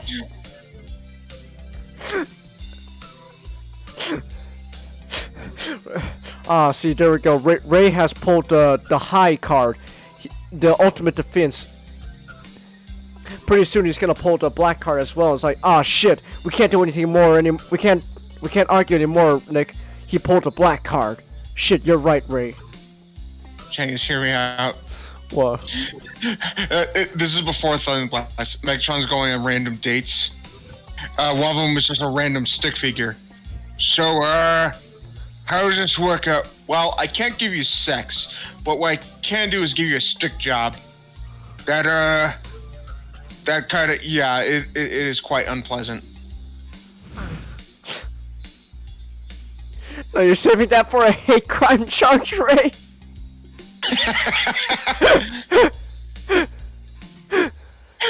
Not gonna lie. If Ray, for whatever reason, even if it's unjustified, files a hate crime, I might be going, yeah, what the fuck? John was whoever did this to my boy Ray. Kenshi looks around as he even heard something that straightens his jacket. Okay, I gotta scoot out before it gets too late. Later, dudes. Good luck! Kenji takes off rapidly towards the main gate. Rin looks after him, frowning. We watch after Kenji's diminishing figure in silence. What's wrong with him? Technically speaking, I think he's legally blind.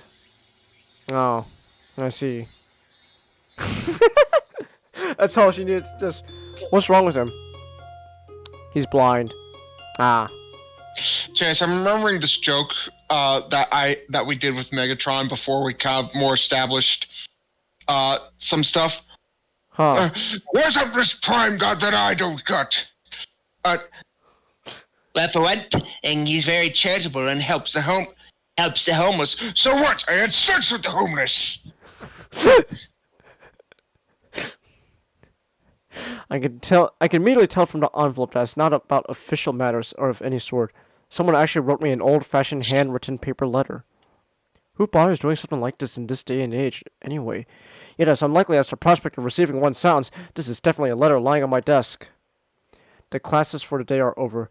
Still feeling pretty full from the big lunch that I had unexpectedly eaten at the cafeteria. I return to my dorm, planning on finishing my homework and probably skipping dinner, or at least just eating light. I feel like I need to eat less than I used to. Maybe I don't really use that much energy now that I don't do much beyond reading. However, the letter on my desk has naturally caught my interest.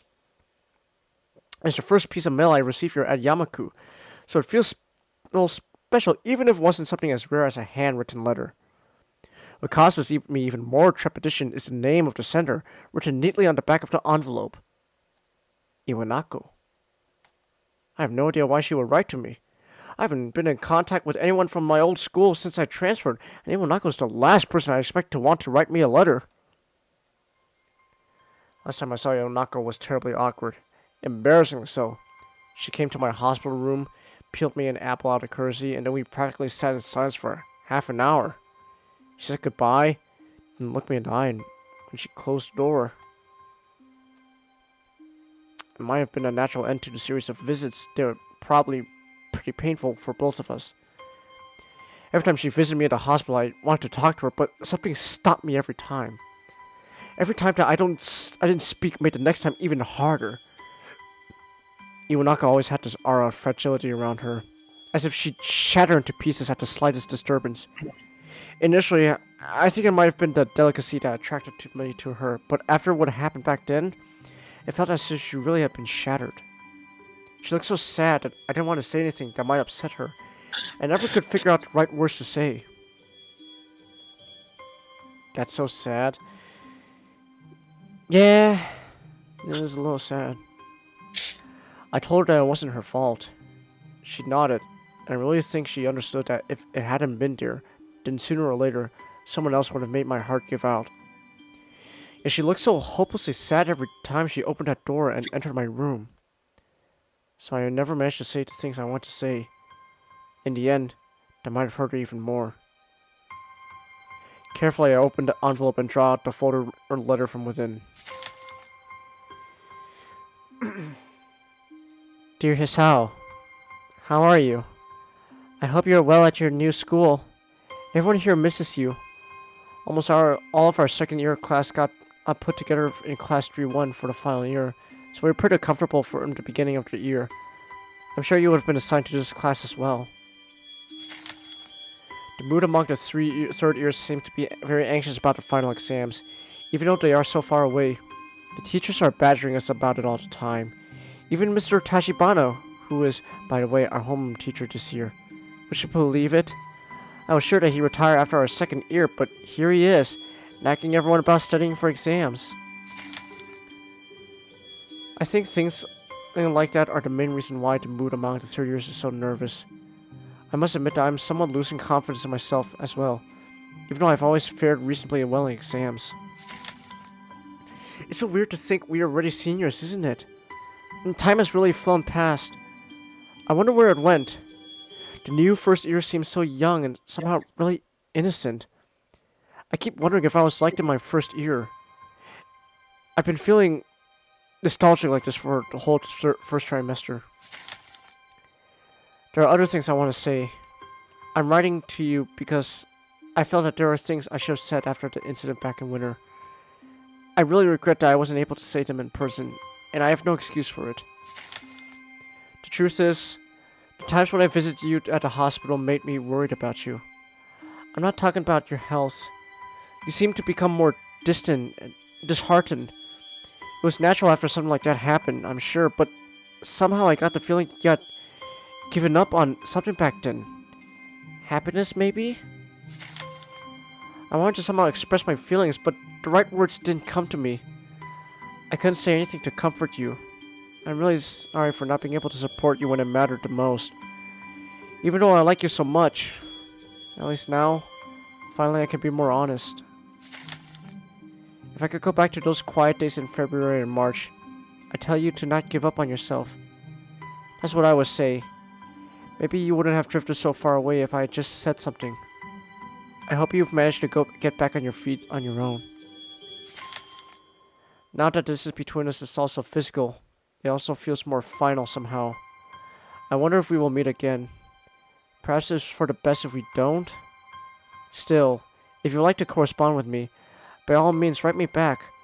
I'd very much like to hear about your new school and how you're doing. I wish you the best. Sincerely, Iwanako. After finishing reading the letter, I folded it like it was and placed it on my desk. I don't know what to think of this. I feel empty and confused. Why now, after all this time? Just yesterday, I decided I can't let myself stay like this, that I tried to get on top of my life. Reading this letter just reminds me of what could have been. Of course I wish I didn't have to be here. I wouldn't be in the same class with you and not go again. Maybe we'd talk every day now and go on dates. Maybe my life didn't go like that. My life didn't go like that. I didn't really need to be reminded of this. You were not going to need to write this letter for her own sake, and I'm glad for her that she could, but it would have been better if I hadn't read it. Of course she is right.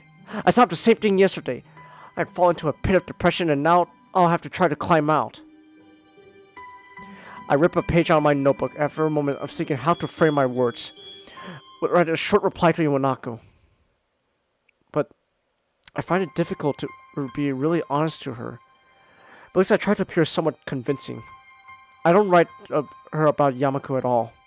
I doubt she'll write me again, but I don't feel at all sad about it. I fold my own letter to her, as I have no envelope, and set next to Iwanako's. I'll mail it to her later. Then I lie back on my bed, looking at the monotone gray ceiling. A bird sings outside my window. A sudden gust of wind flutters my curtains. The summer afternoon feels still, as if time had stopped for a brief moment. I think about all the things I've lost and will never regain.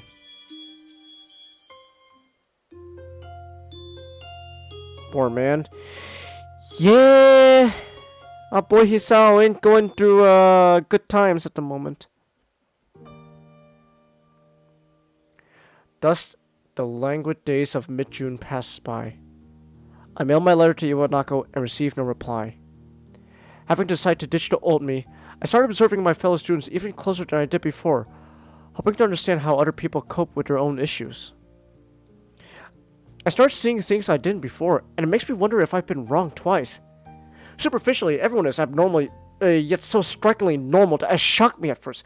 I admired the way my new schoolmates turned my prejudices around just like that, simply by being themselves. Now I've gotten used to it, I'm beginning to notice other kind of tones in the people surrounding me every day. There's this soft, numb sadness all around me. I can see the effort everyone has to make just to get through the day and how it weighs on their shoulder and it weighs on mine. Even the brightest smile is just slightly subdued. Every outburst of noise is just slightly dampened. It's subtle, but it's definitely there. I try to think of what it means, what I can learn from others. I wonder if deep down everyone is as lost as I am. Is there even one person in here who has truly found peace? I start to feel doubtful about myself once again. I can't decide whether these people are happy, unhappy, or they just learned to cope and now live in an unfeeling limbo like I did all spring. I guess from these feelings into towering piles of books I carry to my room from Yuko's sanctuary. Oh, I escape. After realizing that this will just shut me down even more, I start going to the art club's room more often, usually whenever I can. Rin too seems to spend more time in there than her own classroom. I've often seen her totter towards the door at the very end of our corridor. That wooden door and room behind it, smelling paint and paper, seems to mean more to her than the rest of the world combined. She says that she has special permission to use the room, which I don't doubt at all. I don't think Nomiya would deny Rin anything. He seems to dote on her like an uncle upon her favorite niece. The object of his affection, however, he has no favorites. She says she appreciates the teacher a lot for going the extra mile for her sake, but even when she says that, her expression is the same as always. It's as if she was talking about a particular unremarkable rock that she saw the other day. I can't really figure out their relationship. Rin doesn't seem to let anyone close. I don't think even Remy could say she's crossed the gap between and that seems to separate Rin from the rest of the world. I don't understand it. She seems so different yet so passionate at the same time.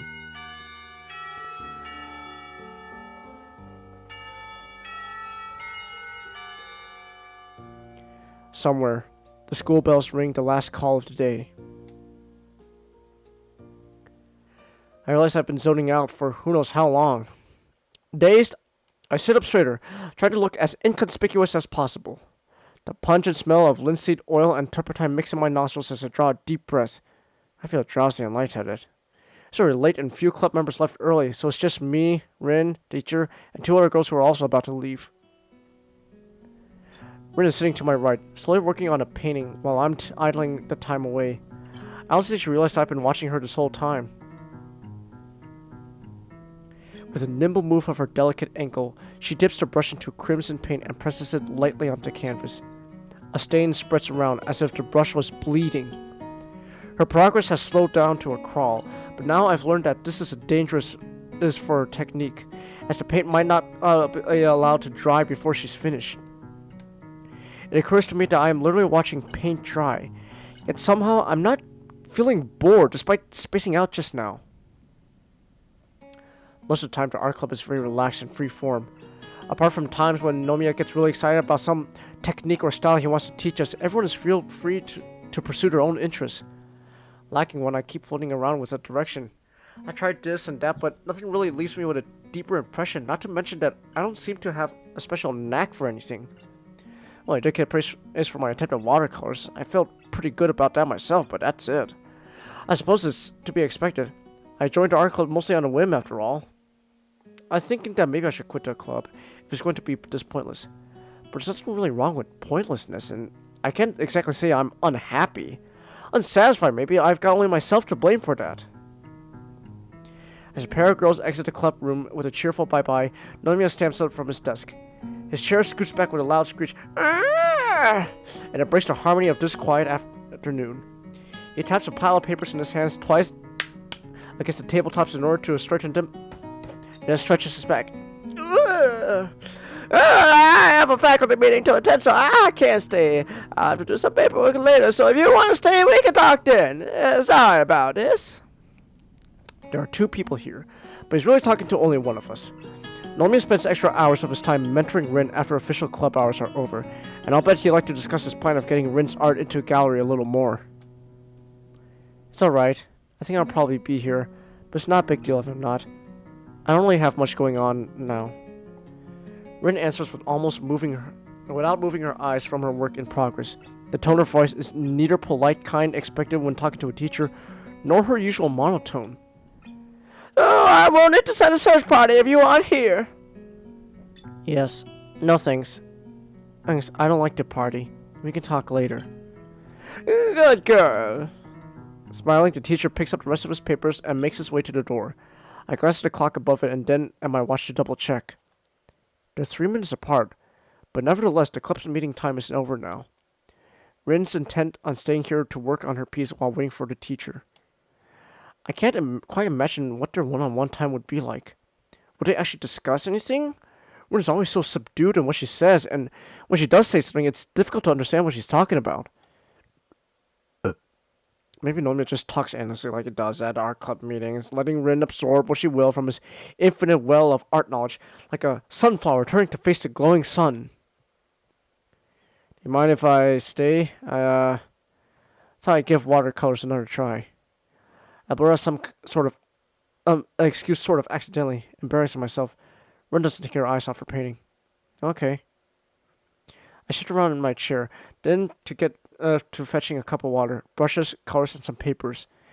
Then sound of my footsteps invades the still afternoon air. Before starting, I try to recall what the teacher told us, an important philosophy of the medium. Working with watercolors means working with water. More working with water than working with color. I try to keep that in mind. I dip my tiny sail brush into the water cup. I used to do watercolor too. Watercolor is pretty fun. I'm mixing yellow and blue, trying to capture the sunlit treetops outside the window. The sun is low, so the yellows are more pronounced and everything looks darker.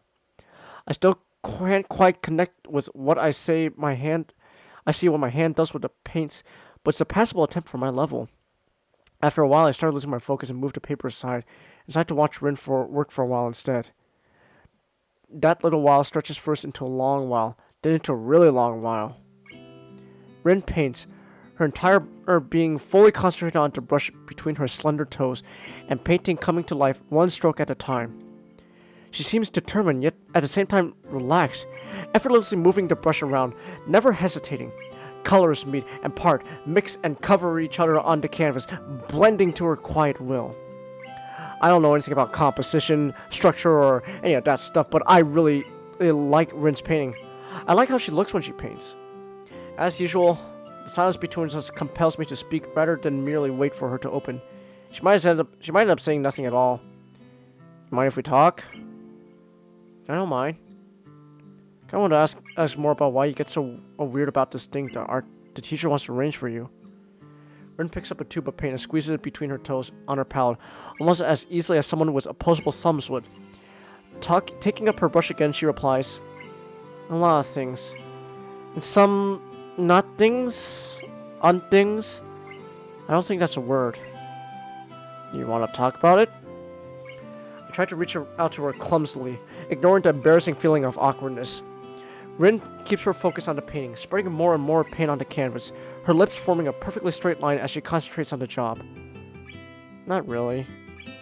Talking is hard. I mean, it's not hard. I'm talking even now, but saying the right things is really hard for me. And no matter what, I just can't say the things I want. That sounds weird. It is true. I say all kinds of things that I don't really mean all the time. And sometimes I forget words and then I use the wrong words. I even come up with new words for things I already have some. That's the worst. I get really nervous and everything comes out a mess and even I don't really understand what I want to say. I think there's something wrong with me that makes it like this. Remember when I said I can only think of 4 things at the same time? I nod wordlessly. It's not really 4. I mean, it's 4, but everything else is also there kind of in the background, like being at an amusement park and a beehive at the same time, but that's not the point. I used to do better, like 6 or 7 things. I think so, at least. I feel like I'm becoming dumber. Ah, don't feel that way. See, Rin, despite what these slant eyes tell you, I am not that smart. I am quite dumb. Like, I'll prove it to you. Ask me a math question, Nick.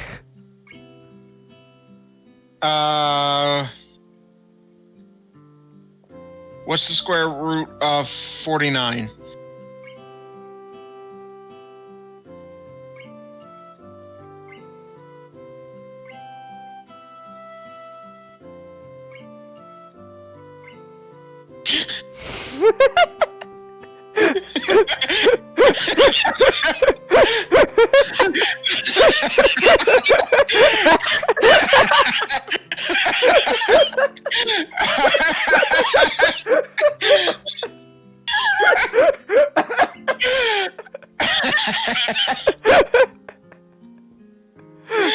I don't know. It's 7. It's 7. Oh, you know what it is? Cause I thought the fucking square root of 42 was 7, but I was like, oh no, that's 7 times 6. see, my mind can't even fucking get that right. See, I'm not that smart, Rin. You know, I ain't too bright. What's the Rocky quote again? You're getting smarter, and I keep forgetting more things. Yeah. I think everyone has times when they feel like they can't say the right things. But it's there all the time. Stronger and deeper. Yeah, deeper is a good word. I like that word. Deeper. It's that feeling of being underwater. Maybe it's just art. The more I paint, the more words I forget. Maybe at some point I will forget how to speak completely. It feels like I'm slowly forgetting everything. Do you remember what you thought about things 3 or 4 years ago? I don't. Long pause ensues, during which time seems to bend around itself, almost tying itself into a knot. I don't think I've heard Rin talk this earnestly and for so long about anything before. It's like I'm fading away from the world. Rin's foot has stopped its work on the canvas. She's staring at her painting, unmoving, as if gazing at the faraway horizon. Sunlight briefly glints into the corner of her onyx eyes. Something floats up onto the top layer of Rin's being, and she lets out a long breath. Then she blinks and is gone. Paintings stay behind. When I look at my old things, I remember what I was thinking back when I made them. They make me feel like I can be all the past me's when I was a different me. I guess they're the proof of my existence. She uses the exact same words Nomiya used when he spoke to us of the nature of art. I didn't think Rin was paying attention back then. I wonder if she was listening, or whether she heard the same passionate speech from Nomiya before. Either way, I feel overwhelmed. Boy, you are complicated. I would have taken up writing a diary. Her eyes quickly flicker to my direction and then back to the painting. She doesn't pick up the brush anymore. It's a great idea. Why didn't I ever think of that? Are you being sarcastic? What's sarcasm? I don't call it on a joke, if it is one. Right at the moment, Nomi returns from his meeting. He waves to us a very melodramatic hello. Mildly surprised to see me here along with his pet student. Walking to a boisterous gait to his desk, he drops his papers onto it. He picks up a handkerchief, cleans his glasses with incredible, meticulous care before walking over to us. Before he's within earshot of us, Rin says something to me in a quick, quiet voice. Change is the scariest thing in the world to me. Well, that got fucking deep. That got deep out of nowhere. Jeez, Rin, you are an enigma. That's a deep sentence right there. And I seriously don't know if I want to change into a person who could do the thing the teacher wants me to do. I don't know if I could, but even if I wanted to. Hello again. Hello. Oh. Oh, what's going on? He smiles a bit sheepishly, looking at both of us with uninhibited interest. Nothing. We were just talking about the thing with your acquaintance and the gallery for rinse work. Sort of. Oh, any decisions? I look at Rin, who is trying to arrange the bothered expression on her face into something else. Anyway, I don't think I have much to say other than, and you should go for it.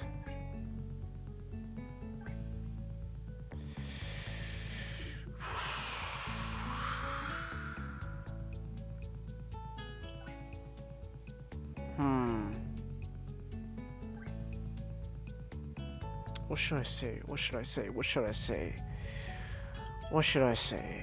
It isn't like you to hesitate like this. You'd be wasting your talents otherwise. You won't get a chance like this again. Thinking. Think.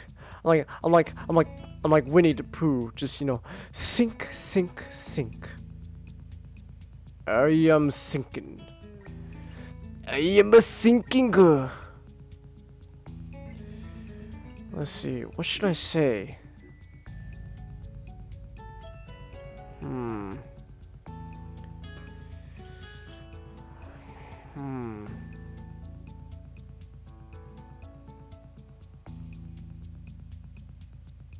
I think you'd be wasting your talents otherwise sounds a little too mean.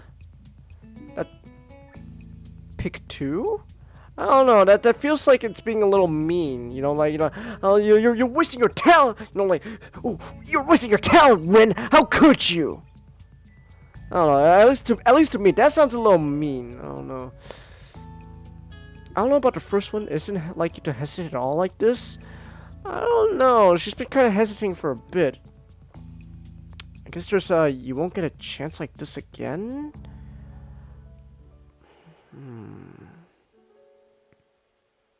What to? Let's see. Think. I gotta think about this.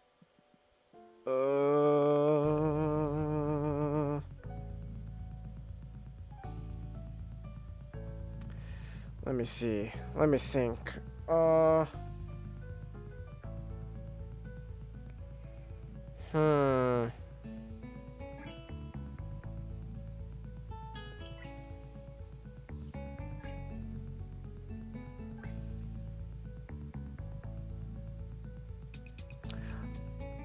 I don't know. These are hard choices.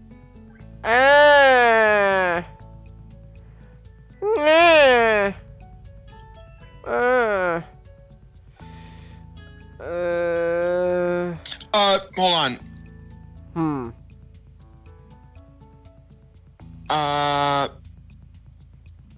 It isn't like you at all to hesitate like this. Let's go with that.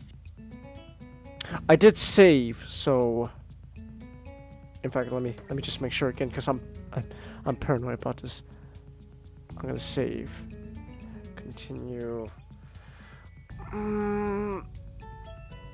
Hold on, just. Let's see.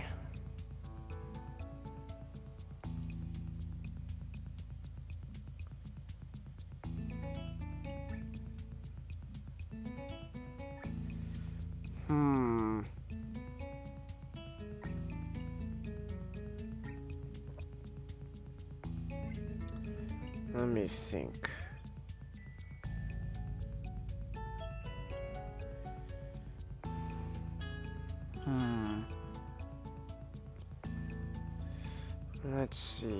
Let's see.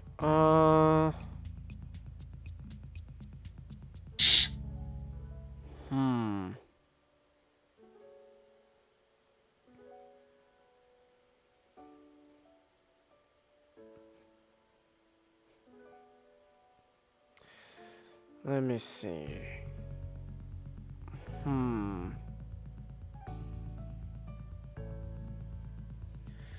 Try to think.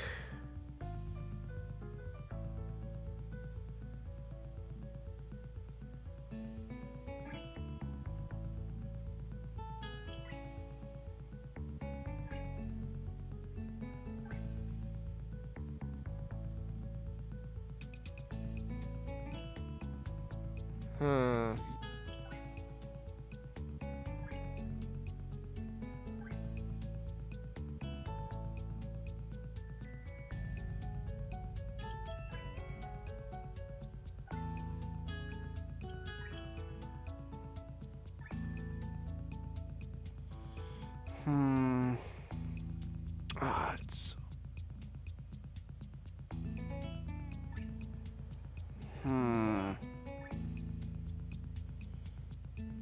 Let me think.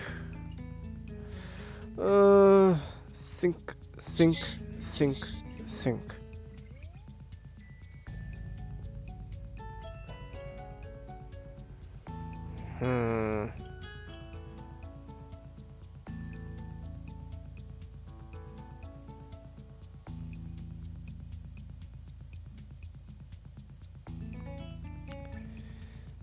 I guess I'll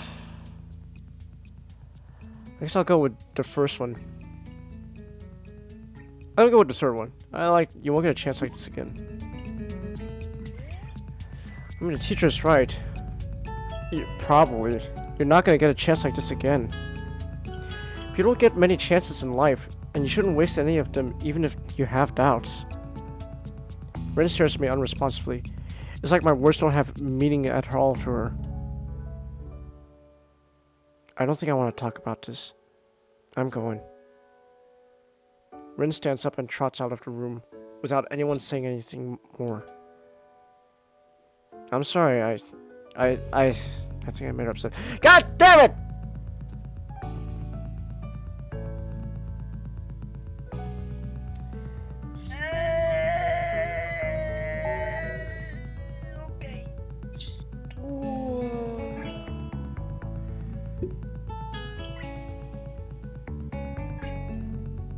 Okay. Well.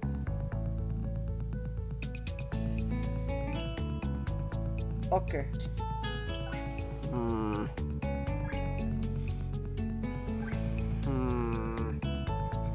That's why I said it isn't at all like you to hesitate like this. Alright, let's go back then. I just saved, so we can load to Oh, they changed it. This isn't like you. You told me that people should do things that they can't, just because they can. And now you're all being wishy-washy yourself about something this important. Oh, damn it, it's just the same thing. Ah. It's the same thing.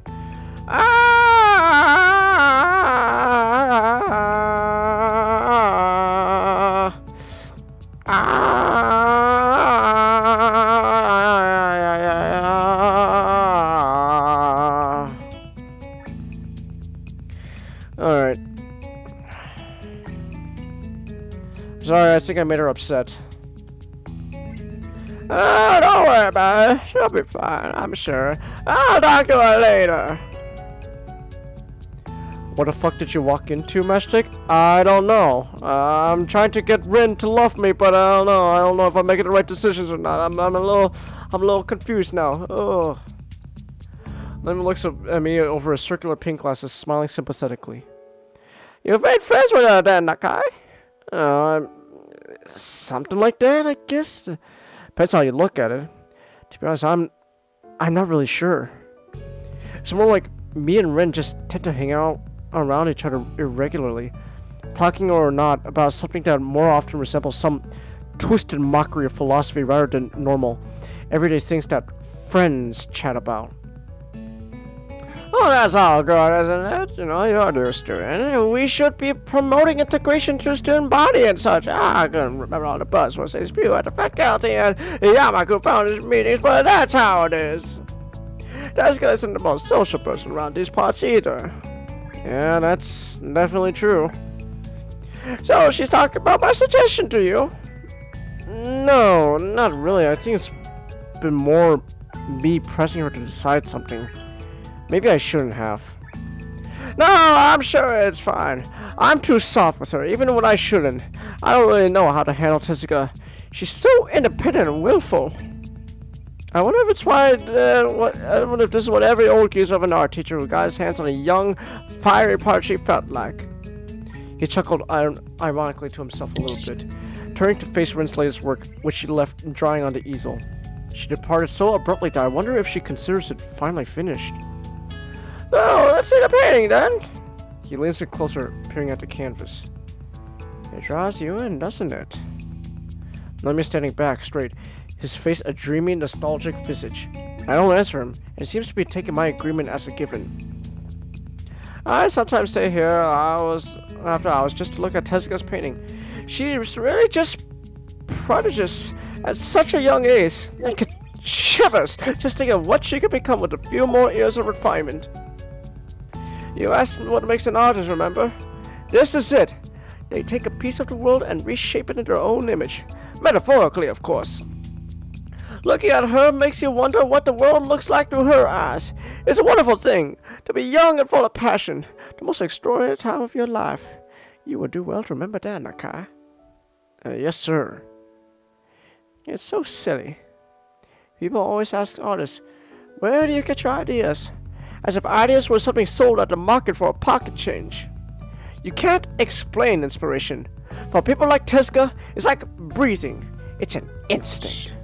I've met maybe one or two with the same kind of raw potential, but no amount of potential will amount to anything if one doesn't work to realize it. It's practice, technique, skill. Draw for an hour every day or a few years, even the most hopeless case becomes a passable artist. Jessica's not brilliant because she was born with a natural talent for this kind of thing. She's brilliant because she works harder than anyone, ever since she learned to hold a pen, most likely. And all of it with her feet, no less. Absolutely phenomenal. Silence finally lands in the club room as Nomiya lets himself get drawn back into Rin's painting, gently murmuring acceptance towards the still wet canvas. What kind of things do you paint yourself? As walking from a revere, he looks at me, surprised at my talking to him. Oh, I don't. Not anymore. I became an art teacher only after my career in that field came to an end. Now I just pass on knowledge to the next generation. The way Nomiya answers is curious, both giving and withholding information. I feel like asking more, but he cuts in before I get the chance. Now you should run along, my boy. It's almost dinner time, isn't it? Yes, sir. Have a good evening. You too. I quickly collect my stuff and step out to deserted hallway, leaving the teacher alone with his musings. The weekend will be here soon. It's amazing how fast time flies here. Everybody's working for the weekend. Nerd for the weekend. What is he doing? I don't know. Probably best we should just go back to opening gifts. Alright, this one's for you, a sound wave. And this is for you, Starscream. It's like 2 eggs in a old handkerchief. Are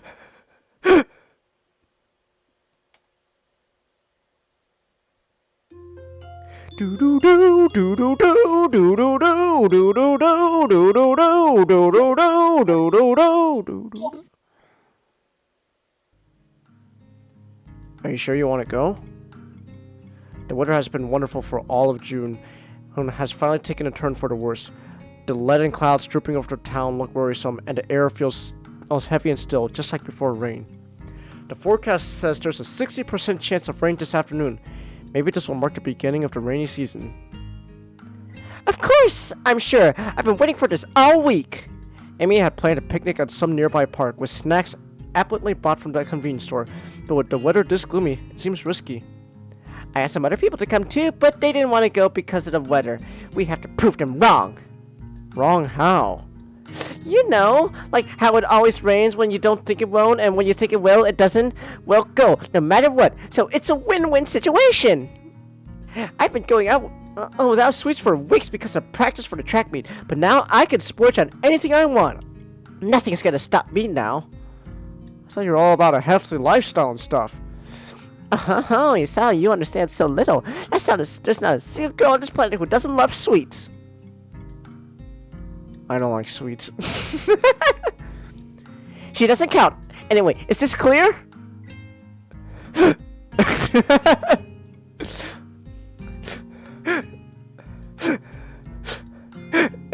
Look, Prime. There's not a single person here who doesn't like drinks.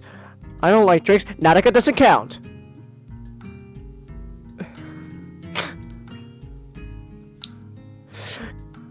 Completely. We will go and eat our fill of sweets. Damn straight we will. It's so big. Damn right it is. I'm gonna have to leave. I'm gonna have to work it off later, but it's so worth it. Emmy seems to be extremely determined about this. She is positively exhilarated, burning with energy as always, but something seems special today. It looks like she can hardly stop herself from jumping up and taking down on the spot. Come on!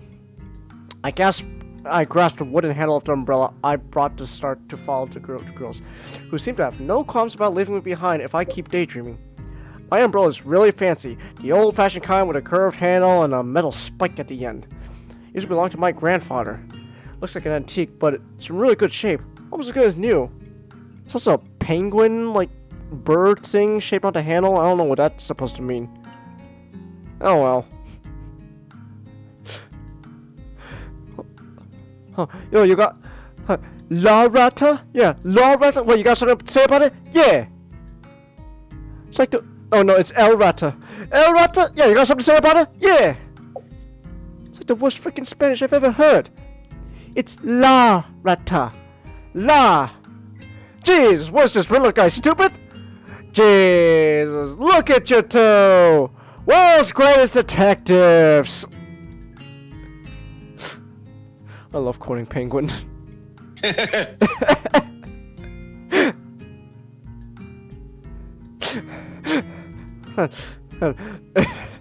One of my favorite things is just when Gordon just shows him the picture of the commissioner's face. Just, hey, what are you showing me? Come on, open your eyes.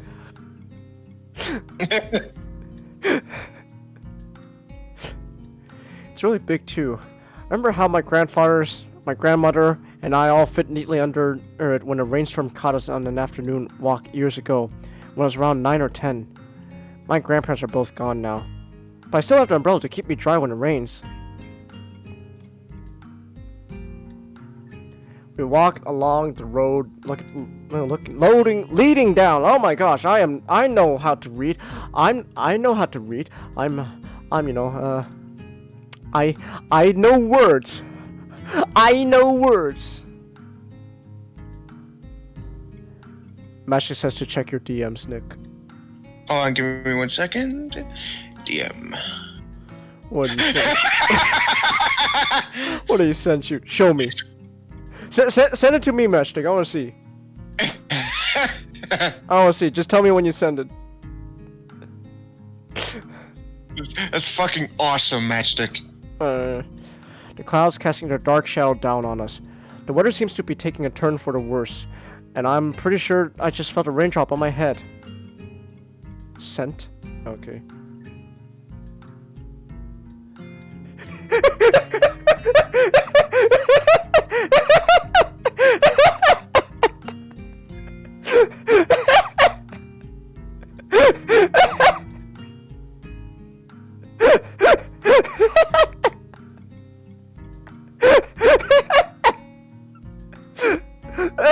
Here, hold on.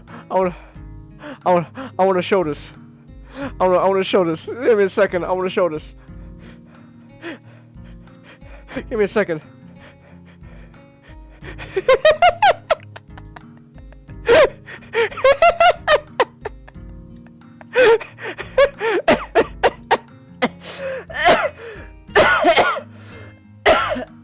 Oh my gosh. That's beautiful, Matchstick. That's beautiful. That's a beautiful, man. That's a beautiful. Oh, that's beautiful, Matchstick.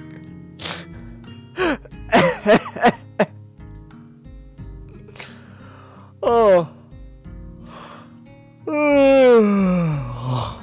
Oh, excuse me. It's a guy. That, Chelsea, is George Costanza.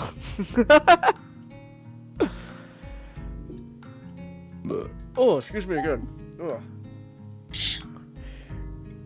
Didn't you guys think of taking umbrellas? It really looks like it'll rain. Rin looks at her limping hanging sleeves and shrugs her shoulders. I don't have one. Besides, a little rain won't kill us. She pushes her chest out, looking very confident about that. Turns out to be that high gravity rain in Futurama.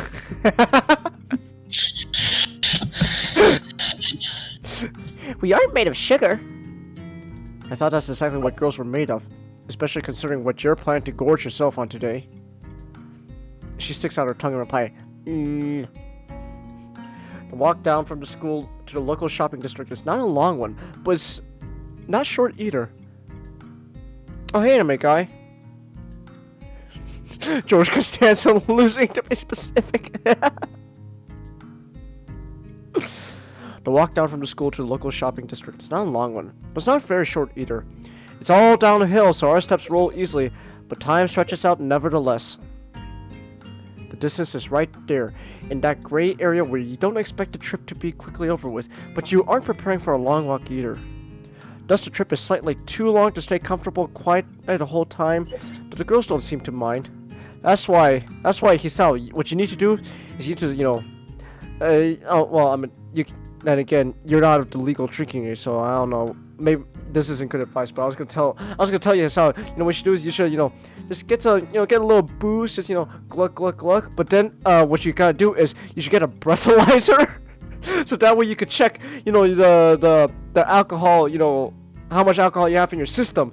So see if you're what's the number? Like if you're like 1.1, you're wasted, just hammered. But if you're 1.12, then that means you're at that sweet spot where you're sober enough to know what you're doing, but you're drunk enough to enjoy doing it. I can't believe I haven't heard of I can't believe I haven't heard about was it Trailer Park or something? What's the show called again, Nick? Trailer Park Boys. Trailer Park Boys. I can't believe I've never heard of it. That's actually really great. Rin walks calmly ahead, seemingly lost in thought. I kind of worry about starting a conversation since the last time didn't end very well for either of us. I haven't exchanged a single word with her since then. Emmy, on the other hand, is way too happy about just walking. She seems to literally jump a little on every step, or skip over cracks, or balance on the edge of the sidewalk. Every now and then, she comments on something to which Rin replies in an automatic-sounding, nonsensical way that makes Emmy giggle a little.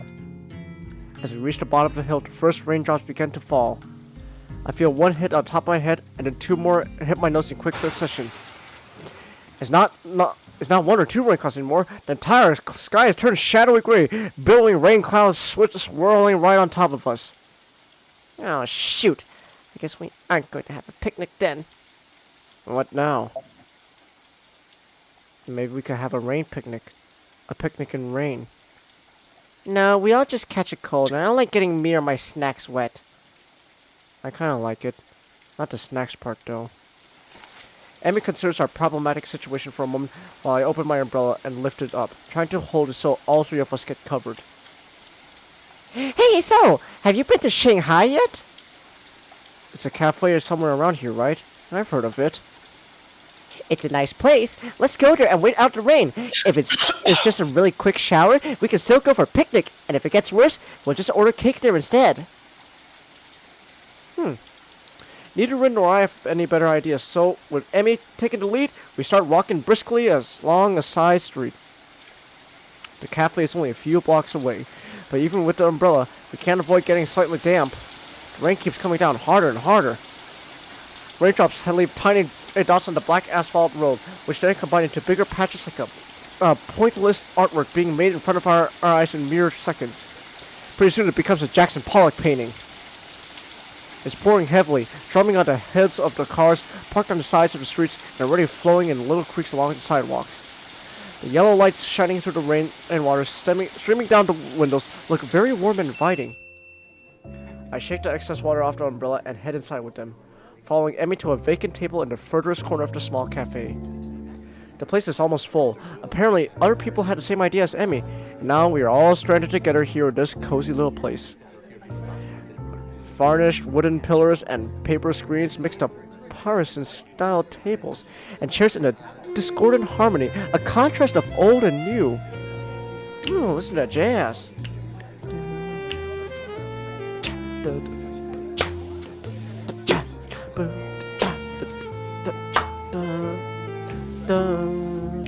Light jazz plays quietly in the background, though it's mostly drowned out by the murmur of customers.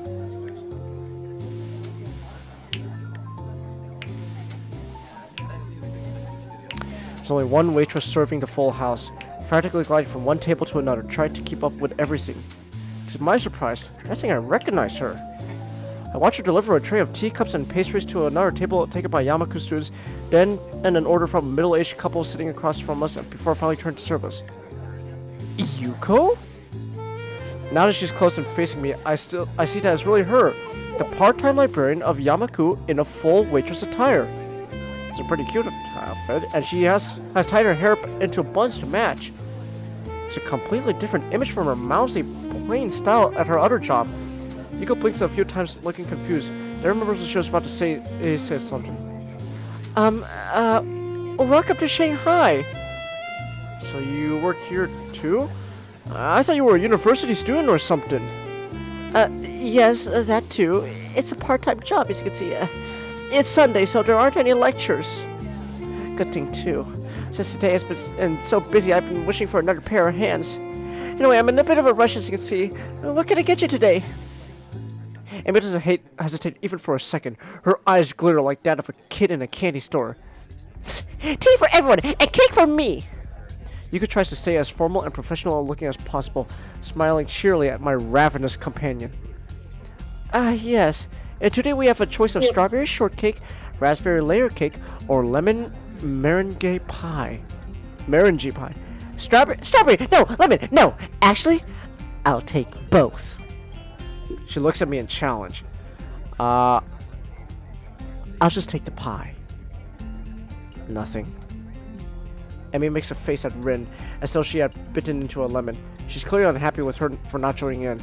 Oh, come on, Rin, that's not polite at all. Nothing. Thank you. No, you silly. I meant that you should order something too. I'll take a straw then. My feet are still wet. Sorry? The drinking kind of straw. One, please. Yuko is obviously uncertain what to think of this. She fiddles with her pen, stationary for a moment, looking like she's about to cry before deciding what we finish ordering. Thank you very much. Oh, she does a little bow. That's cute. She bows us down a little bit too deeply, and scampers to the safety behind a counter. After our ordeal was over with, I had a chance to relax a bit and take a better look at the surroundings. Almost every table is occupied by people happy to be out of the rain, thankfully sipping their tea while waiting to dry off. Fragments of grumbling about the lousy weather or discussions over recent homework carry from nearby tables to my ears. Each one overlaps the other, but all are covered by the sound of falling rain. After a while, Yuko returns to our table, carrying a tray with a huge teapot, 3 cups, a slice of cake, and 2 slices of pie. Oh, she does a little shake too, just like. She slaps the tray onto our tiny table with a clatter, almost sending the teapot toppling into Rin's lap. We barely recovered before she bows again and leaves, hurrying off to serve the other customers. Amy has been eyeing her strawberry shortcake very hungry all this time, but somehow she managed to contain herself until Yuko was out of sight. She digs in with gusto, while I content myself with pouring tea for everyone and placing the straw in Rin's cup. Rin looks at the way the tea swirls around and around in her white china cup, her eyes half closed, almost like she's getting hypnotized. You spin me right round, baby, right round, like a record, baby, right round, right round. I pick up my fork and eye the food in front of me. The pie looks perfectly done. A thick layer of meringue atop creamy lemon custard. After having the first bite, I pause, savoring the combination of tangy citrus, and smooth, sugary meringue. It's quite good, though a bit too sweet for me. If we're good, she's talking into her mouth full of cake, already halfway through her slice, even though it's not exactly small. I want to taste some of that. Before I get a response, she strikes at my delicious pie, taking a piece with her fork and escapes with it. This is pretty good too. Hey, that's my pie! Get your own slice! You have a slice of your own! Yeah, but if I started on that before finishing the cake, it'd be rude, don't you think?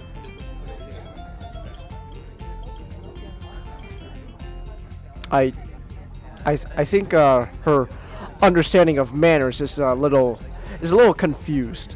That's all. Oh, I'm getting kind of hungry myself actually now. I might get food actually. You know, actually, I'm gonna do that. I'm gonna do that. I'll be back. I'm gonna get some food. Let's see here. Do I have my little sign here? Yeah, here we go. There we go. All right. I'll be back. I'm gonna go like get some food and stuff. I'll be back. Ooh.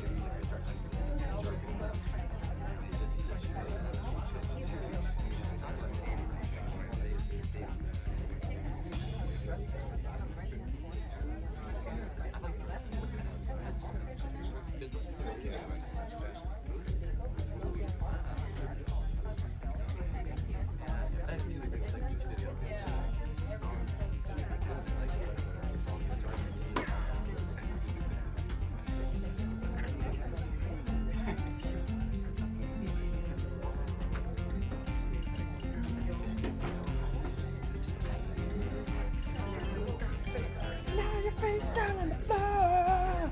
Wow. But you. Let me check chat.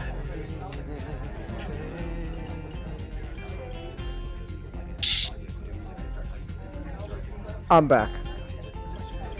Hey. Hey, I got myself a slice of cake, actually. So yeah, all right, and I also got some more tea.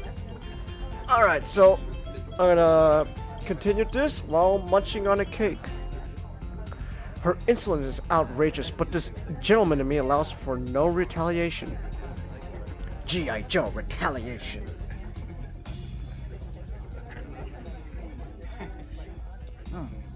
Oh, chocolate cake.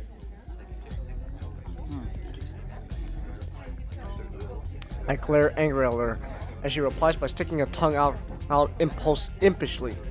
Emmy is even more hyper than usual today, and I don't mind. And it's good for her to let off some steam. I take another sip of the tea in my cup. It's good and hot, even though I don't usually care much for tea, and the atmosphere in the cafe is really relaxing. I don't mind spending the rest of the afternoon here. Not even after Emmy orders her second piece of strawberry cake and Ren spends most of the time staring fixedly at the rain streaming down from the heavens. Even Yuko rolls her eyes at the third piece of cake disappearing into Emmy's bottomless stomach just as quickly as the previous two.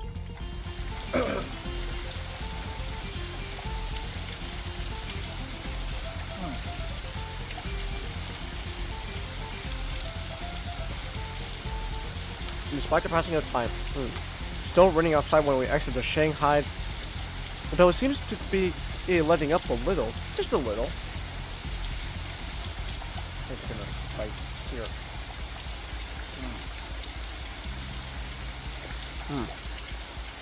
Too bad to rain on your parade. Weren't we supposed to have a picnic? Amy doesn't even look too distraught over this turn of events. Nah, it's fine. We had a good time, didn't we? I feel really pumped up. It isn't even raining that hard anymore.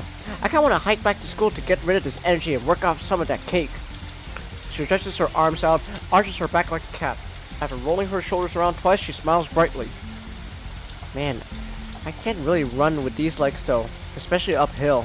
I wish I brought my other ones. The notion sounds odd, spoken so casually, but I guess for Emmy, changing legs is sort of like someone else changing shoes.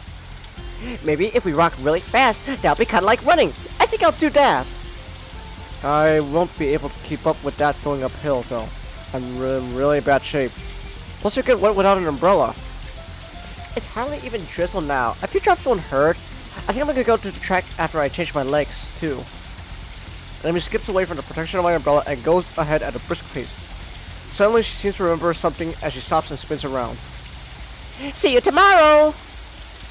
Come eat lunch with us on the roof. I'll bring it up for 3.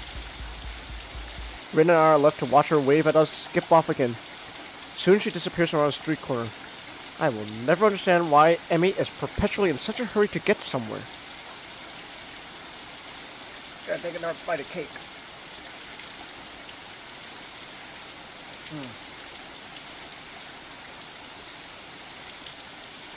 So, would you like me to walk you back to school so that you can at least one of you won't get wet? If you're happy with it. It seems needed for us once to keep alive the stained atmosphere from the argument a few weeks ago in the art room, which makes me feel relieved. I don't want to bear grudges, and I'm happy Rin feels that way. Thus it is decided that we are content with each other's company for now, and we start walking the same direction as Emmy, albeit at a considerably calmer pace. Hey, we get new artwork, let's go! I get a bit closer to Rin, even though the umbrella is already big enough to shelter us both. I can feel her nearby warmth providing a contrast to the chill of this rainy weather. Raindrops hitting the umbrella make a hitting distinctive sound. Raindrops keep falling on my head. I don't remember the rest of the lyrics, other than I want to watch Spider-Man 2 again.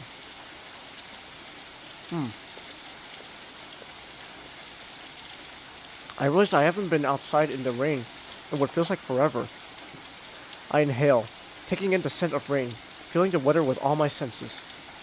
The world melts into a blur inside the rain.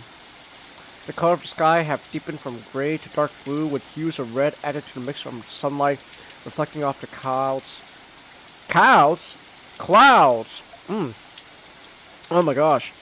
The low-hanging sky looks pretty, as if I could reach out my hand and touch it. Have I told you how much I like the rain? It's like painting. It makes me feel connected. Almost echoing my thought, Rin lets out one of her own. It slips out of her mouth, circling around us gently. Everything looks so soft. The outlines of things just disappear. I like that.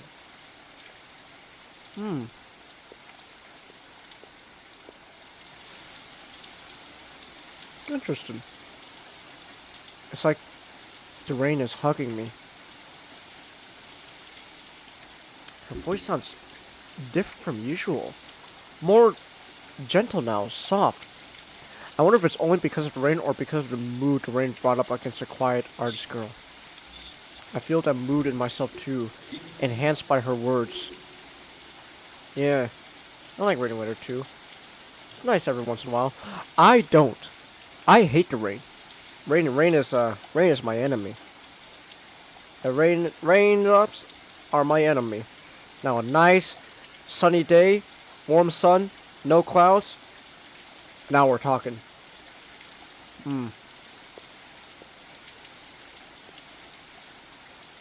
I wonder what it is about the rain.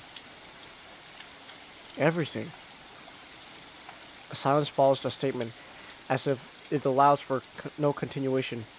I decide to push the direction of the conversation a little. But you know, if you like the feeling of being connected, what's the problem with showing your paintings to others? Don't you want to be connected to other people? It's not the same thing. You're comparing apples and squids. I brought up the subject that Rin wants to avoid, and it shuts her down again. The question stays hanging between us for the rest of the trip back to school, and I can't help wondering on what on earth I could have said to truly reach Rin. Does she feel that she's lacking an identity? She has such a strong personality, but if pressed to elaborate, I'm not sure I could describe it accurately. She feels like a person who is in constant conflict with herself. I never know what to expect when I talk to her. Oh. Good cake.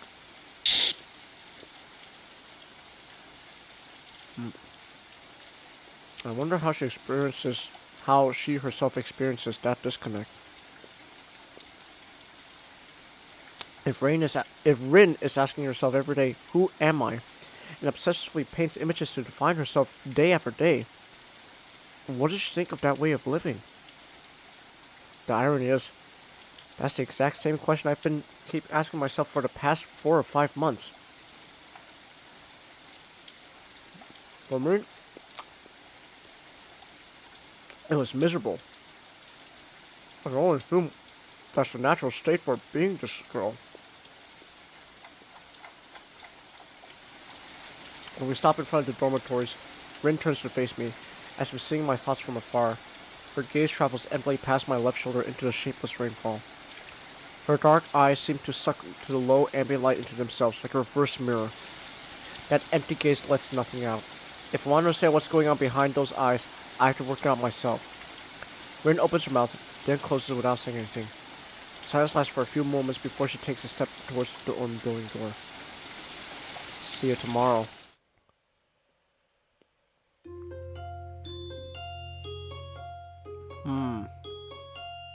There's a lot more going on with Rin than I thought. This is there is definitely something going on in her mind. The inner workings of her mind are an enigma.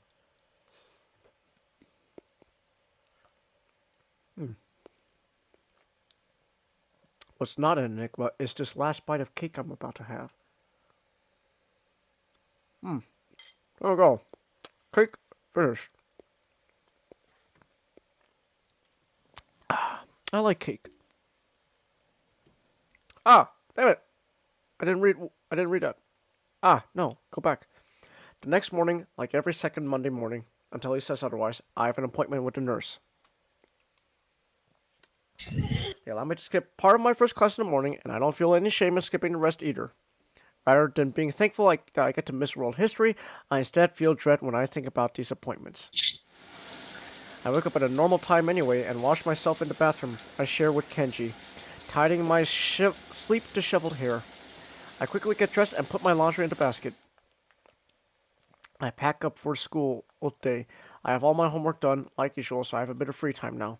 There's no point in going to the morning class for 20 minutes before I have to get to the nurse's office, so I lie down on my bed and read a book until it's time to go. The door to the nurse's office is open, which is unusual. Anwar knocking to announce my arrival. Looking up from his computer screen, he motions me to take a seat with a friendly hello. Steam wafts up from a hot piping cup of coffee on his desk. And probably not his first today. Hey, we haven't seen you in a while, nurse.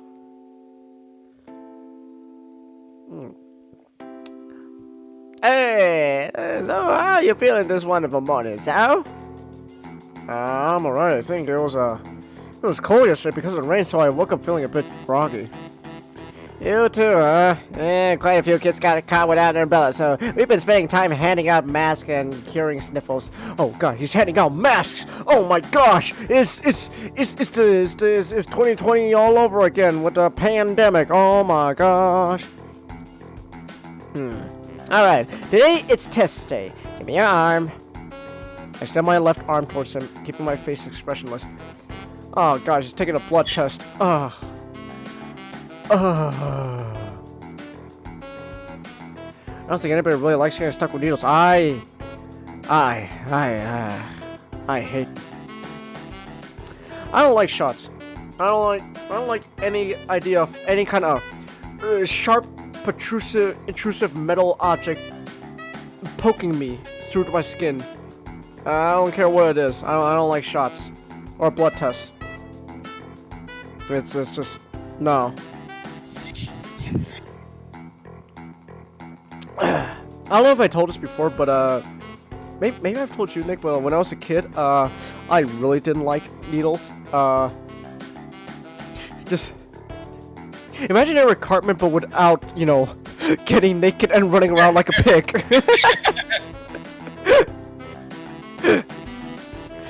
But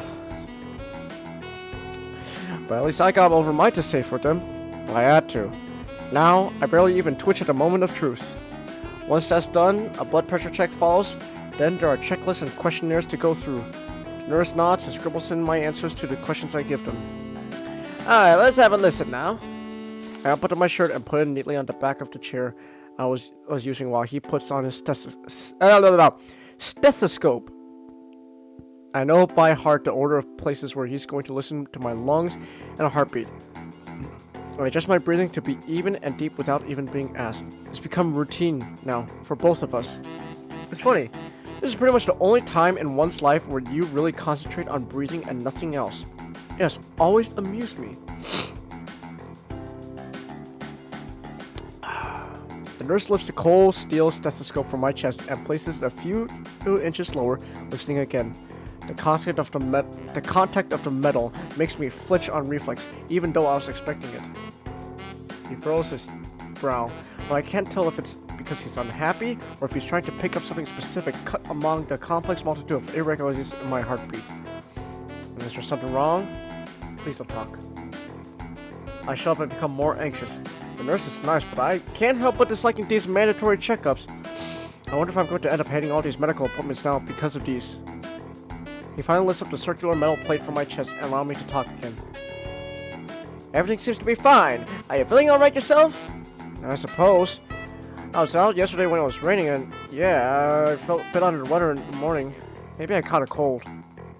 Were you with Emmy? She came down with a cold too. My people told her to stay in bed for a day or two. Really? I mean, I was with her, but I didn't know she got sick. I guess it was a dumb thing after all for her to go out in the rain like that. Yeah, well, Dad, put aside that. Everything's to check out for you, but remember to be careful. Of course, I really don't want to go back to the hospital. He catches something, maybe repressed terror, I don't know, in my voice, and glances up from some papers he was looking at. Hey, don't worry. At this stage, it would take a huge crash in your condition to get you rehospitalized. This is really reassure him, but grumbling about it to him won't make any difference. I quietly take my leave.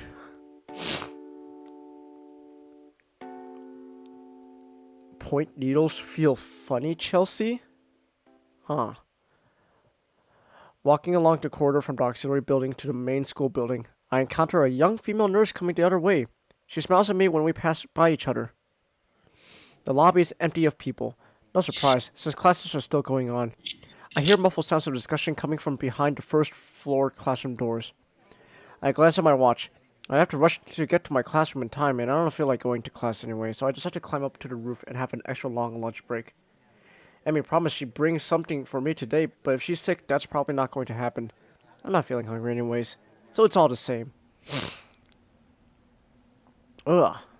The climb up the steep stairwell to the roof is oddly liberating, almost like losing weight. I feel satisfaction that it doesn't wind me as badly as it did first time I came up here. You didn't mean to freak you out with that? No, you didn't freak me out, Chelsea. It's just me personally. I just do not like needles. I don't like shots. I think flu vaccines should be given like a pill that you just swallow with water. Or chewable. Chewable, exactly. That you should keep away from me, mostly because I'm. I told you that story, right? I mean, it's like how I got into the Flintstones vitamins. It's just a meme when you just be expectation of the meme expectation, and when you take more or when you eat all the gummy bear vitamins, it's just the Giga Chat just yeah, nothing can stop me. Reality. Was it a good thing was I supposed to eat all those? I don't know. I think I should go see a doctor. When that happened, my mom freaked out and basically was telling me to stay where I am so she could keep track of me, and then basically call the doctor to see if oh my god, my son ate all the fucking Flintstones vitamins. He's gonna be okay. After a little bit of explaining that, yeah, he's gonna be okay. Really? Okay. That said, do not if anything, I was lucky. So if any of you have children, just because I ate all the Flintstones vitamins, I turned out okay. Doesn't mean you should let your kids, because that's technically overdosing. Yeah. That's not good. Yeah. Also, Changus, remember I told you about the ingrown toenail removal thing? Yeah. You know how they numb me up? How? Needle. Is that actually how it works? So they have a little then there's a little numbing agent. Okay. And they put a little bit in my toe. It wears off shortly. So it's not gonna be my toe's gonna be numb for a week or something like that. Uh-huh. But in doing so, that way, when he takes the the ingrown out, uh-huh, I won't feel a thing. Huh. And I don't, really. But do you feel the needle? Briefly, but it's not too bad. I don't know. I have a very bad experience with needles, man. Especially numbing needles. Numbing shots. I don't fucking believe in those anymore. Let's just say. All right, Michael. We're gonna. I'm gonna use my real name for this situation. Michael. We're gonna put these needles in your arm. It's gonna hurt, but ultimately, it's gonna numb you up so that way we could fix your broken wrist. Okay. Hurt like a bitch. Alright, enough time has passed. Hopefully that the needle numbing should have taken effect. We're gonna fix your arm now. Okay, so how's this... And, imagine me like a young kid already crying my ass. I just... Okay, I was gonna... Ah! Wow, you lied. I felt everything. I had to feel my entire arm get broken again just so you could fix it. Yeah. Good job, you fucking liars. Janius, I recommend you never seeing the movie Old. Old? One of the characters is has a very fragile bone disorder. Huh. And the thing is, when being on the island causes you to age faster. Hmm. And at one point, she falls and gets like a bunch of her bones broken. Oh. But because of how the island works, she ages faster. But because of how it happened, they weren't healed properly. I know that. So technically I actually have my wrist broken 3 times in the exact same spot. Ooh. Cause first time I broke it, shit, that fucking hurt, and then fucking started to heal improperly. Then I was taking like it was back when I was taking like martial arts class. I think it was Taekwondo. We were throwing punches. Ah! Fuck! Broke it again. And then so like, okay, yeah, you broke your wrist, so we're gonna recommend you to go to a doctor and all that, to fix your wrist and stuff. However, because you have to make an appointment, it will take some time to actually go get like a cast and all that. So here's a splint and all that, and this should take care of it for now until you have to go to the doctor. And during that time, started healing improperly again. So then, when I finally went to get my the cast, they had to break it a 3rd time, but at this time they had to break it so they could put everything into proper position. It's like, ugh. So, yeah. Anyways, that's my experience with needles. The chain link fence allows for a grand view over the treetops, all the way to the gray silhouettes of downtown, further away. The dreary weather of yesterday is just a memory now. The silvery blue sky seems to be a mere arm's reach away. I forget that I'm in a bad mood. The warmth of the sun soaks into my bones, making me drowsy and lazy instead. The bell rings for lunch, startling me back into reality. Soon afterward, the quad below me bursts into life. Students pour out of the doors, down on the ground floor, intent on enjoying lunch at the quad on the lush gardens in this perfect weather. When I hear the door to the stairwell pushed open, I don't bother turning to see who it is. The intruder starts coming towards me with uneven footsteps. The little river stones, the river is covered with a rattle and crunch underfoot. The footsteps stop a few feet behind me, followed by silence. I look upward into the glowing eye of the sun, absorbing its warmth with my whole body. What are you doing? I turn around out of courtesy at her first words to behold the slim, awkward figure of Ren Tezuka. She looks very much like herself today, too. Her hair is made a tad messier than usual, but it's as she just got out of bed.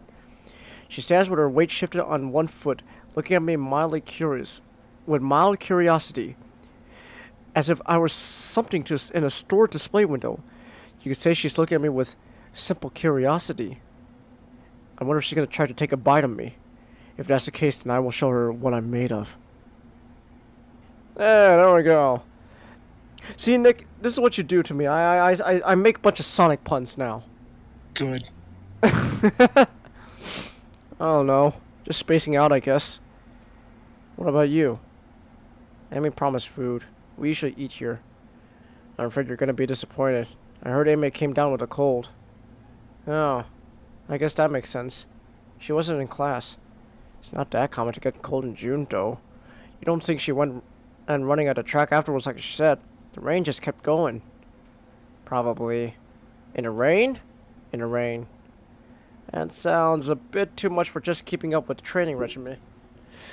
Emmy is a hard-headed one, though, so I can see her running in the downpour just because she had to.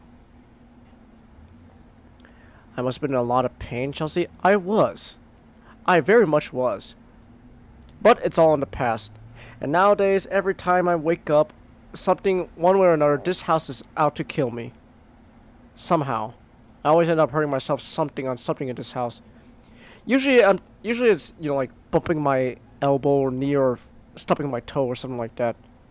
Worst case scenario, a couple of days ago, I was in the bathroom and I was gonna take a shower. So I was taking my shirt off, and we used to have a towel rack, but it broke. But there's still like this metal thing where you would the towel rack would attach to on the wall, and I was looking where my hand was going, so I'm taking my shirt off, stretching my arms, and then as I make them come down, ching, something nicked my finger. What the hell? Oh, that's blood. Oh, jeez. So yeah, this house is out to kill me. This house is out to kill me. Oh well. Oh, that's obviously overdoing it. Probably why she came down with that cold too. I guess it's kind of cool. Speaking of that, I'm not feeling well either. Rinse is pretty hard, failing to stop it in time.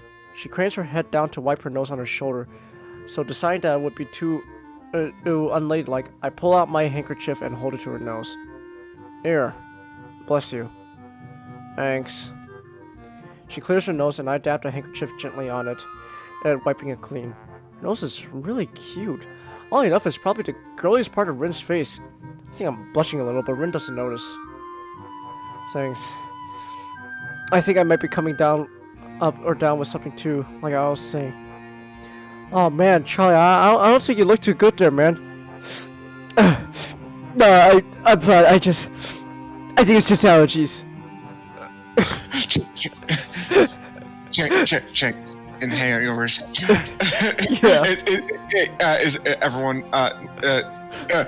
talking to us? Just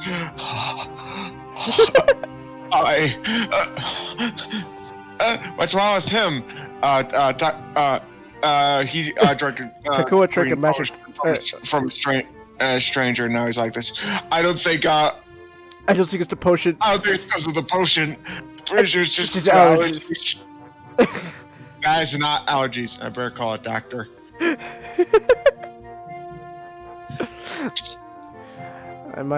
Thanks. I think I might be coming up or down with something too. Like I was saying. Hope not. Ren doesn't seem to be bothered about eating. So despite the lack of Emmy providing lunch, we stay up on the rooftop. She comes over and stands next to me, right up against the fence, looking into the same abstract distance as I am. Nobody else seems to be coming around to intrude upon this calmness either. It's quiet and peaceful. What does one do on a lunch break if not eat? It turns out that between the two of us, we don't really know. Fortunately, passing time is an activity that manages itself just fine. Even though there's no conversation to fill the silence between the passing seconds, no pointless activities like cloud gazing to spend upon the minutes between now and then, time marches on relentlessly. I keep checking the time on watch, then decides it's something to do. Decide I try to hold out for as long as possible before I check it again. Maybe I can hold out for 6 or 7 minutes.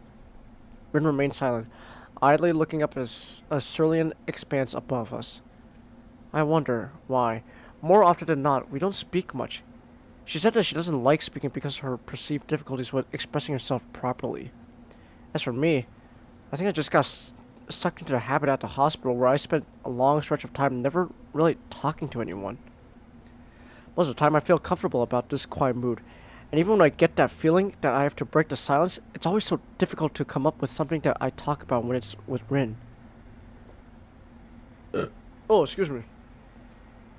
She and I are on such different wavelengths that nothing seems to be on common ground.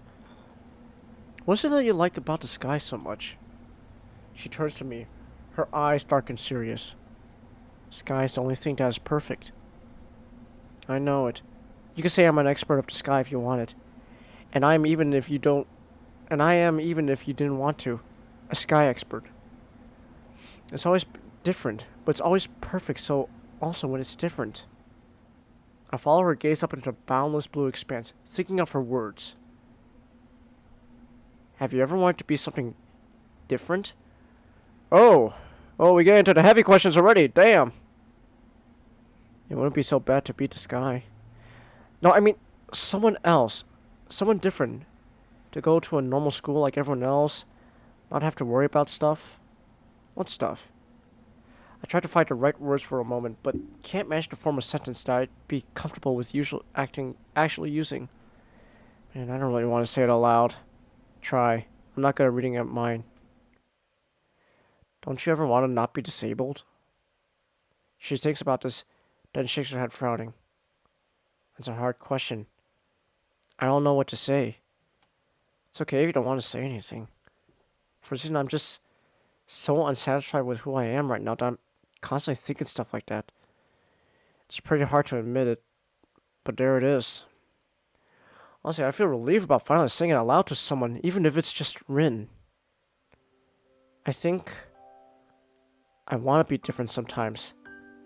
I thought about changing myself lately, but it's a bit scary. Like walking backwards with your eyes closed. The difficult part is to know where your toes are not pointing. I mean directions. Even if you don't do anything, I will never stay the same. It's like my old paintings. They're different than what I paint now because I'm different, but they're still my paintings, so there's something same. It's really strange. I'm different every day, but I'm still me every day. Who am I then? Jesus, I did not realize you were so existential, Rin. Is that a riddle? If you want it to be.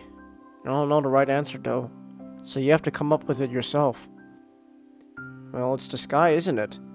Going by your definition just now. I actually managed to surprise her by that. Maybe she had already forgotten about it. That's right. But I was thinking about myself when I said that. Very strange. Could it be that I actually am the sky? I don't think that's possible. Your logic's a bit off somewhere. She looks down and shuts up, and I can see she's quickly going over deduction mentally, seemingly unhappy with the results she finally arrives at. Yeah, maybe I'm not this guy. Wouldn't make sense.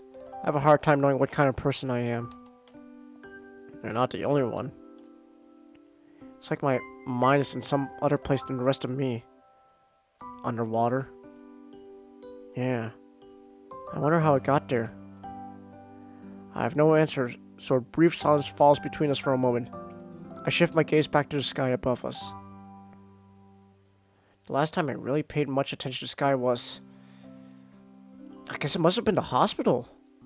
I could only see a thin strip of the sky from the window of my room. If I walked up to the windows and pressed my face against the cold glass, the strip became bigger, but not by much. The sky made me feel sad and lonely. A reminder of the world on the other side. I wonder if there's another world beyond the sky we see from up here on the school's roof as well. I can't stop comparing life at Yamaku to my hospitalization, but I really should. I'm not there anymore. The narrow sky from the window of my hospital room, the faces of doctors, the faces of my parents, the off-white walls everywhere, Iwanako's letter, echoing the words she never said. They're things of the past now. I wish I could forget everything up until now and that time could completely stop. There would be only me, Rin, the sky, an eternal lunch break on this rooftop. Perfect, unchanging, and forever. I'm not sure if I like or hate the school. I could have gone on to a normal school if I wanted, but I chose to come here. Why? I just decided I would. Kind of like melon or plum jelly.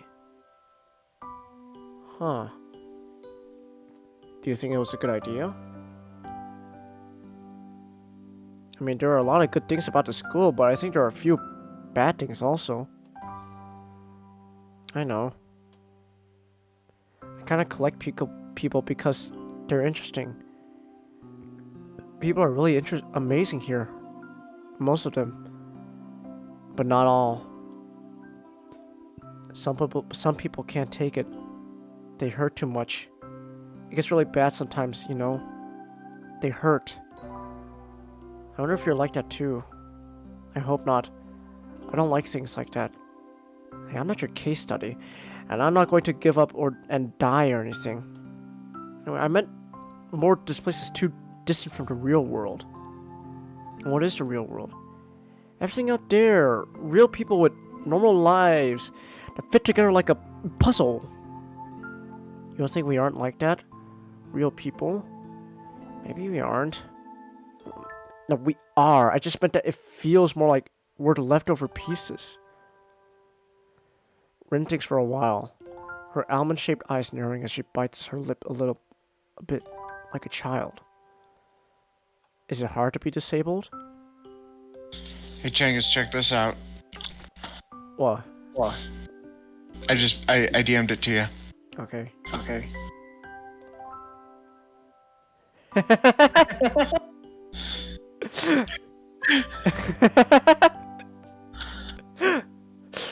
Real life amazing world of Gumball can't exist. It doesn't exist. It can't hurt you. Real life amazing world of Gumball. I think what gets me is Darwin. Just the fish with legs. Fish with legs. That's what gets me, Darwin. Alright. You tell me. You've been in this business about a lot longer than I have. She thinks about that for another while. I don't really feel that disabled. I mean, I do pretty much everything differently, but it's not that hard. I can always practice. What? He's like, on the lake so you can eat me later. Guess what, punk? I'm a fish with legs. With legs.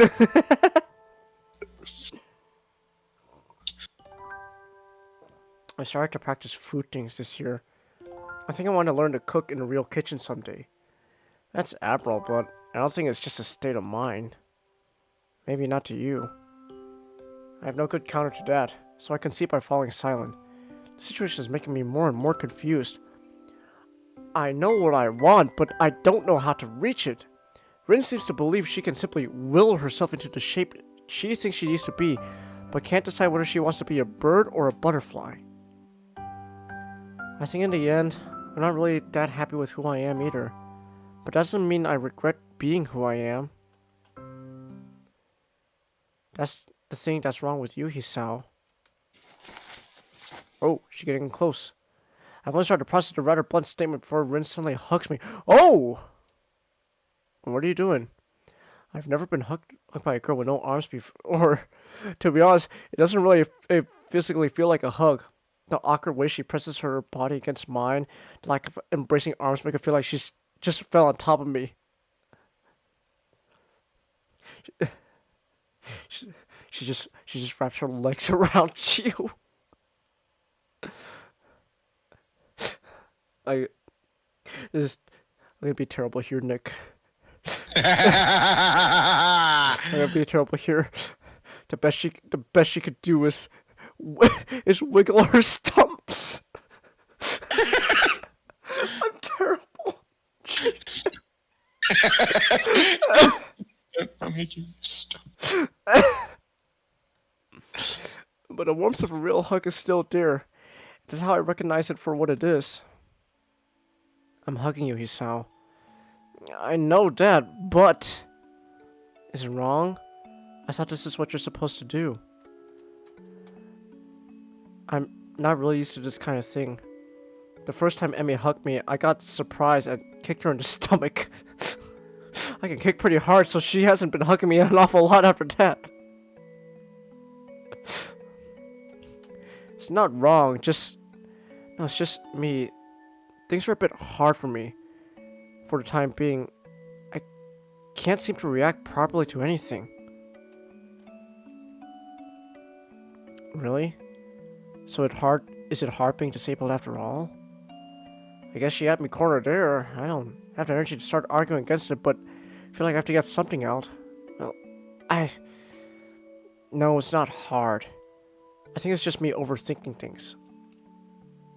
I really wish I didn't feel sorry for myself all the time.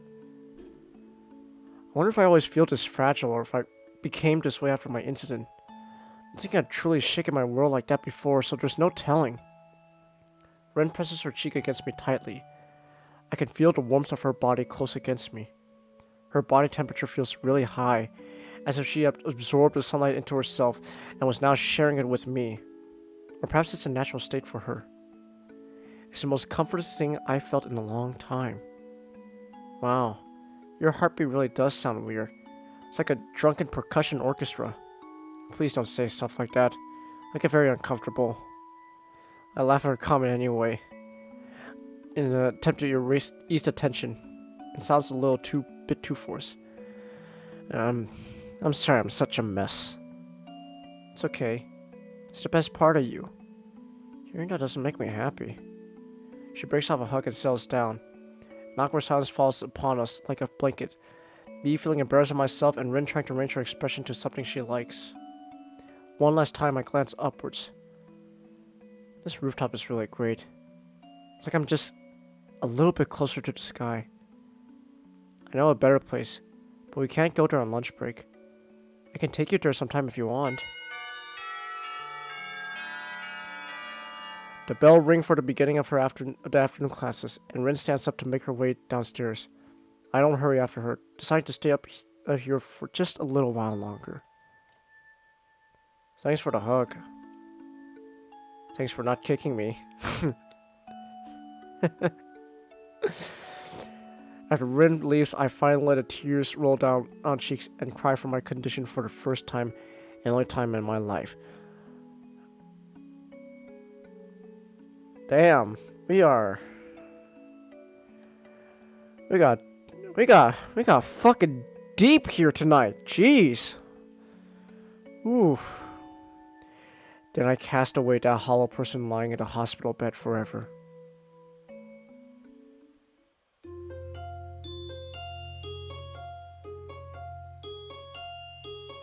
Do do do do do do do do do.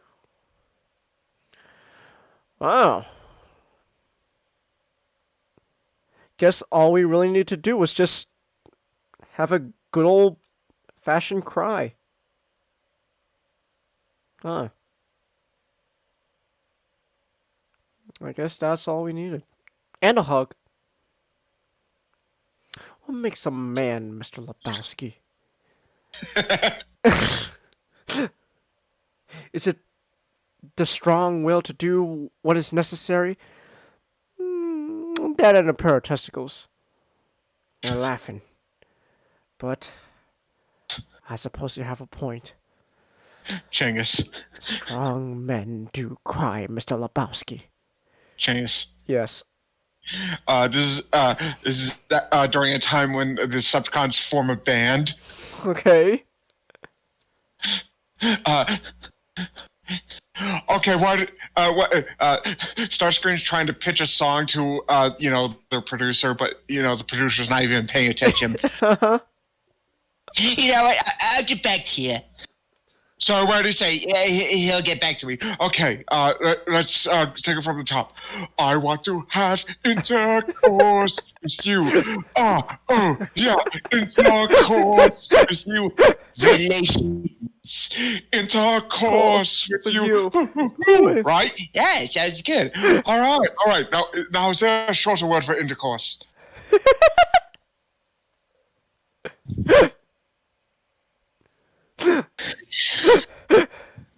Alright, now it's the shorter word for intercourse.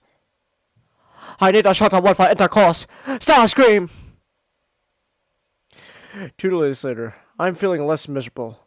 I even go for a long, brisk, healthy walk like the nurse recommended, something which I had avoided and dodged with all sorts of excuses earlier. I feel more active in class as well, delighting our science homeroom teacher, Mr. Muto, with correct and prompt delivered answers. The break right now between 2 morning classes is too short for any sort of meaningful activity, but too long just to spend it sitting in a classroom and doing nothing. Going out into the hallway isn't much better. Flexing my stiffened muscles is a better... Oh, I am really gassy all of a sudden. Jeez. But flexing my stiffened muscles is a better use of my time than letting them get stiffer by staying seated. The door of the neighboring classroom door opens and students of 3-4 emerge to further fill up the already semi-crowded hallway. It seems their teacher kept them in for a few extra minutes. Emmy is among them. She notices me nosing her, which almost makes me look away on reflex. I don't, however, and Emmy smiles at me, and she happily skids towards me to pass the other students. Amy looks pretty energetic, showing no signs of illness whatsoever. Seems she recovered from the cold.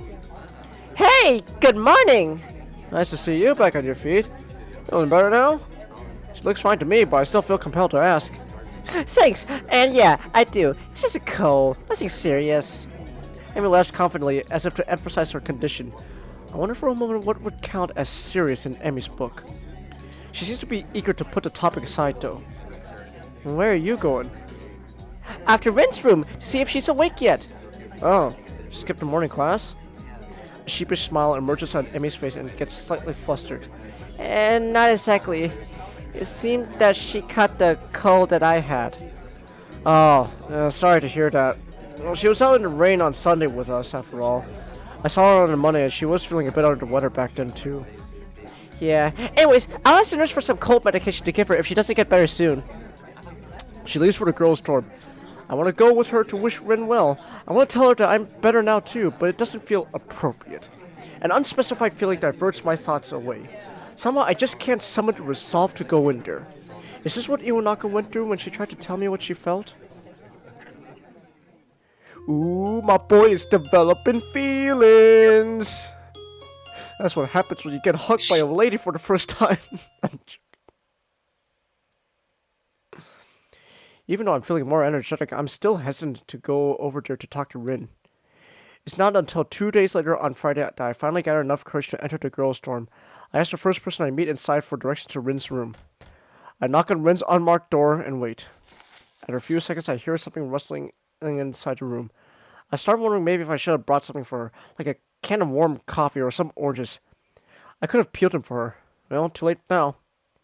Door opens silently. It was already unlocked, and I find myself staring at Rin, who stares back at me. She looks like she just got out of bed with her hair all messed up. And barely... Oh! Well... Oh, okay. We're getting into the spicy territory. We're getting into the bow chicka bow bow. We're getting into the spicy territory. Okay. It's time, Chelsea. Yes, time, I guess. Okay then. All right. Dude. Susu? You made snoo, Chelsea? No. No, Chelsea, not like that. Hello? Oh, she's happy. Oh. I have never seen her this happy before. Okay, something's wrong. She's like, hold on, something's wrong. She shouldn't be this happy. What's happening? Warnings, huge red flag that could happen in the Hangout universe. No one thinks good things happen if Kopaka is happy. Kopaka. Good morning, everyone. Hugs Bohatu. Even Bohatu's like, you know, I should be really happy that he hugged me, but at the same time, Kopaka never hugs anyone. Changus, Poach is the one going, everyone, run for your lives! Just, Bohatu, dear brother, come here. You never hug me. Everyone run! Changus, there's a video I could show you. Alright. There's a strange, stupid-looking smile on Rin's face. I'm not exactly sure why. Rin smiles so rarely that it seems so out of place every time. Especially so now, given her partially undressed state. Such state makes me feel extremely conflicted about whether or not this was a good idea. Her cheeks are flushed rosy red, constrained with milky pale complexion of a person who doesn't get enough sunlight. Her forehead looks sweaty, as though she might have a fever. Hi. Hi! Now what? I didn't even plan on anything further than this, and Rin is staring at me with those expectant eyes of hers again. Something about the situation gives me a very strange vibes. Her eyes are even more vacant than usual, and she seems to have a hard time focusing them on anything. Lack of clothing is disturbing, but since she herself doesn't seem to be bothered, why should I? At least that's what I keep telling myself, Dad. What use as a sensor bar? Yeah, I guess if all else, I could just grab my PNG and just cover the whole thing. So we could do that. Like here, give me a second here. It's like if I do copy transform. It's like, for example, if I do this and then like I go ooh, like real big. Whoa, what's happening? But then once everything is normal, then I could just paste transform and go back to normal like before. So, yeah. Nick the sensor. Oh my gosh, that's brilliant. That's brilliant, Chelsea. Nick is the sensor bar. That's brilliant. Let me do some real quick just to make sure. That's brilliant. So something like this. Just what? There's a big alien and I'm blocking the view. Just no, nothing to see here. There's just a big alien. That's all. Whoop. And then when everything's normal, then I could just paste transform like that. Anyway, I see. I thought I'd pay you a visit since haven't been at the art club, and I wanted to talk with you and wish you well. Rin doesn't show any signs of recognizing what I just said, making me wonder if she actually understood my words or even if she heard them. Maybe it's the feeder making her groggy. She might actually been asleep before I came over. Okay. She turns over her heel and withdraws from the door, walking back inside a small room. The door, I can see her walk to her bed, half fall down, half sit down on a messy pile of bed sheets. The open doorway seems to be more of an obstacle in my mind than the closed door was. But since Rin doesn't say anything else, I step through it and into her room. Keep that in mind for future playthroughs. You're gonna need it. I mean, I did have it that disable adult content, so maybe I won't need it. Who knows? So we'll see. We'll see what happens.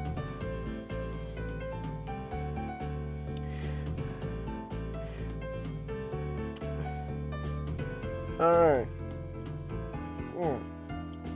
Rin is on her bed, leaning against the wall, leaving the only chair in the room for me. She keeps quiet even after I sit down, so maybe she meant to invite me in, but just forgot to say so aloud. An implied invitation, as it were, because of because of the implication. Very exciting.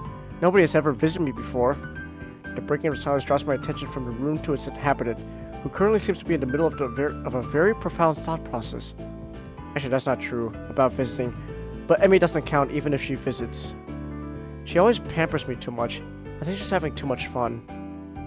I think I forgot how to put a bra on myself. She looks groggily down at her chest, which is probably why I don't have one on now. Now that I think about it. I haven't failed to notice that Rin doesn't have her shirt or buttoned up either, but I try to keep my eyes strictly locked on hers. I am trying my best to look respectfully. It's rather evident that she's not very a body-conscious person. My own body is quite conscious of hers right now. Is that so? You could say that something's there's a feeling going on. There's a feeling there. He's got a feeling.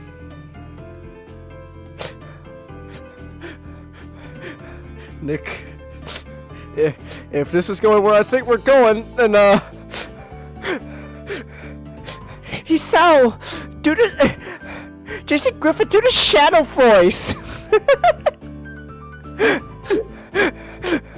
But my favorite game is Shadow the Hedgehog. What? Your favorite game on the GameCube is Shadow the Hedgehog? I mean, what is wrong with you? I'm going to destroy that damn pussy.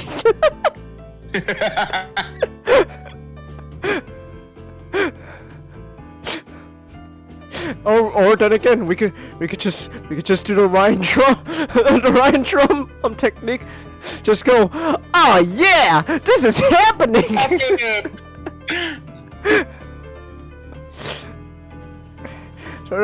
She's not very vodka. She came to wake me up at 7:30 today.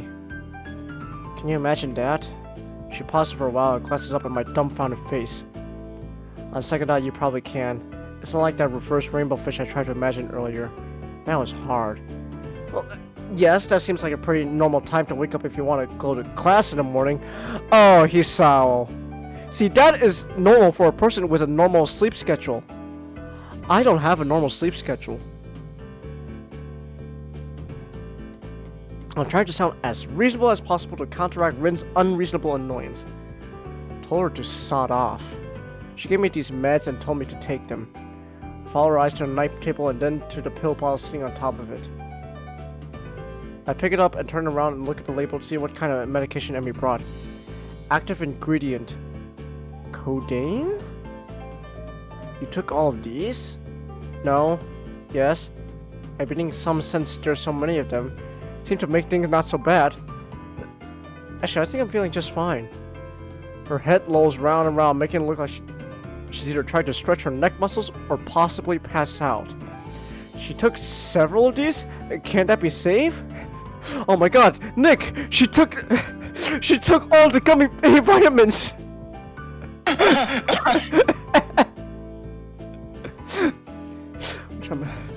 At least it's bound to have some side effects, which I'm afraid I'm witnessing right now. I'm feeling just fine. I'm fine. Someone take this buzzing away from my head. I can't think straight. The annoyed expression returns to Rin's face. It's like many of those insect things, or one really big insect thing, with lots of wings, very much color and everything. What's the word for those? Oh, never mind, I remember. It's butterflies. She smiles slightly at their last observation. Small pause in her monologue is not long enough for me to dare to say something that could potentially but not likely salvage this discussion. I love butterflies. They're the best animal. Did you see any on your way here? Hisao? She utters my name as an afterthought, possibly to make clear that she is now addressing me instead of just speaking her mind to whoever might be listening.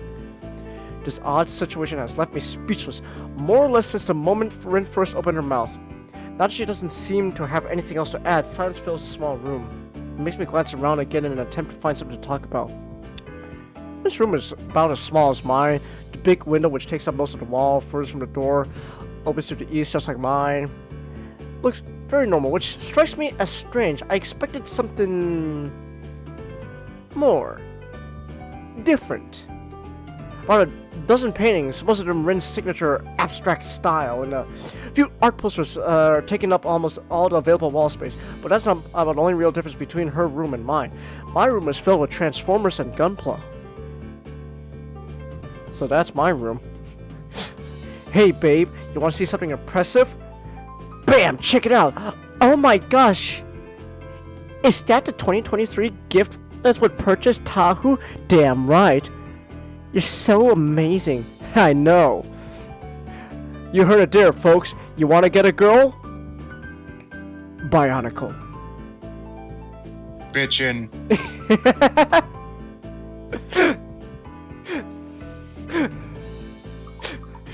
If you ever get a girl and she tells you you have to choose between me or Bionicle, show her the door. Right answer. Show her the door. Okay, there's a door. Get out.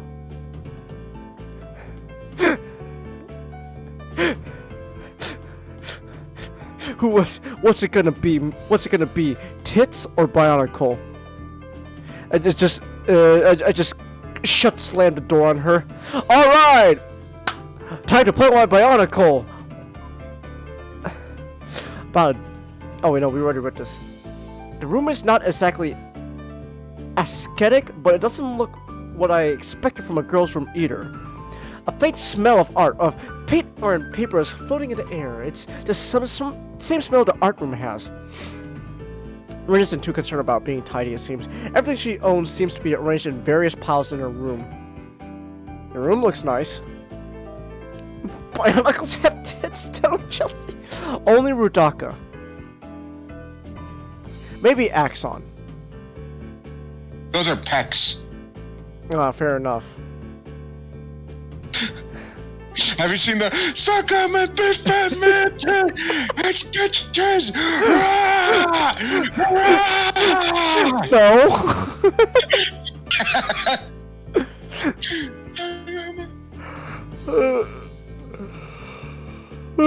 Oh, excuse me. It's an empty sentence one uses to fill empty space in conversation, but my wits are failing me pretty hard right now. Yeah. Would you like me to show you the place? She looks out at her half-open shirt quizzically, making me inadvertently follow her gaze to her chest. Oh. I guess I already did. Changus. Yeah? Look in back room. What's your poster, man?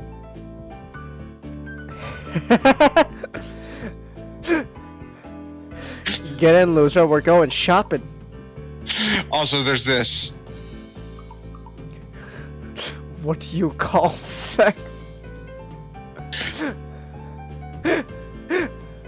Different reactions. Making love. Fucking. Sonic's penis.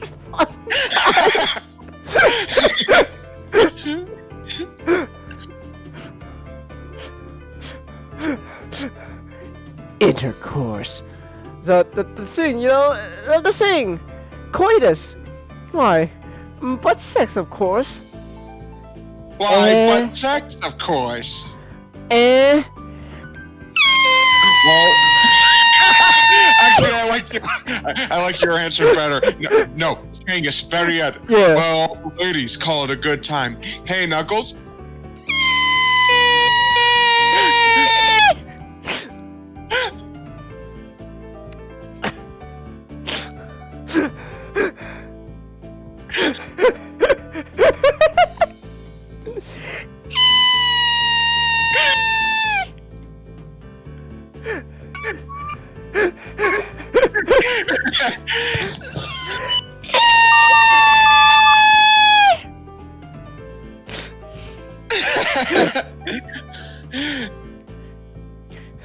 It's very nice that you came to see me. It makes me feel, what's the word? You know, the one about things and stuff.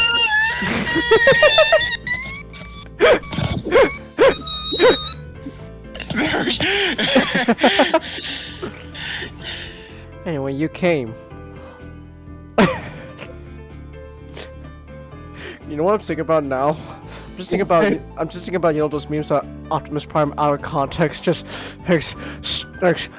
I am coming. I have come. Let them come.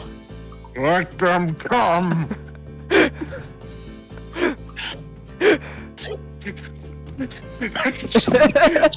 Here's a great incorrect Optimus quote. Suck on my big fat military bitches.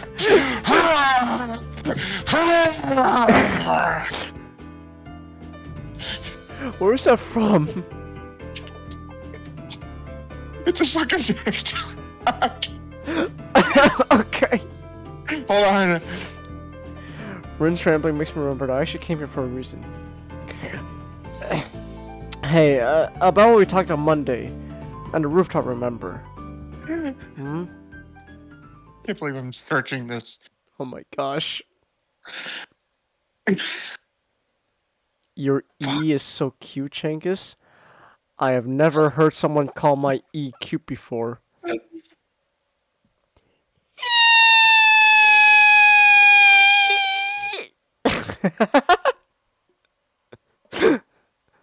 Rin doesn't seem to be exactly attentive right now. Not as she ever is.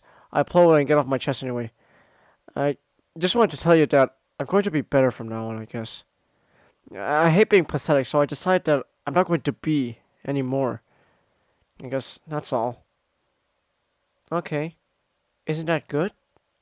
The blurry words flow out of her lips slowly and uncontrollably. I'm happy for you, I think.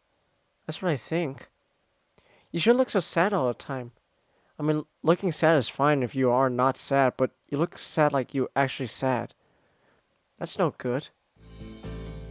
Are you going on some training camp where they make men out of boys? Or mountaintop meditation? No, I don't think so. Oh. I guess that's fine too. The sentences come out of her mouth and probably her brain, one at a time, with a small pause between each, making her gibberish hard to understand. I think it seemed like a good idea. Maybe it's not. Rain finishes with one more line, getting to say the last word over herself, an impressive display of what I can only describe as mental shadowboxing. While embarrassing myself, might as well tell you, Oda, I'm sorry that I said some stupid things to you last week. Ah. Actually, you know what? I'm feeling daring all of a sudden. If we get to like, the fun time stuff, then Yes. I'm disabling adult content. That way I have an excuse to fucking pull up Xenonick, the censor bar. It's just my avatar, but I just have like censored written on my face. I don't know about that. I don't know if I could do that, but I could do this. Where you're just covering the entire screen, just like this, just BAM! Xeno censor. Take that. Or actually, I think it would break it if you're sideways again, like this, like that. Right, now when we get to the horny scenes, they will only be thinking of me. They will only be thinking of Xenonick. That's a horrifying thought. But anyway, I posted something. That's a horrifying thought. All right, what's People, you could have better standards than me. Oh, that's a video. Oh. That's at least where the audio comes from. I don't want to show you the video because it looks gross. Oh. Well, we can The watch, audio we can itself watch is it. hilarious. We can watch it after the stream. I got my big fat man titties.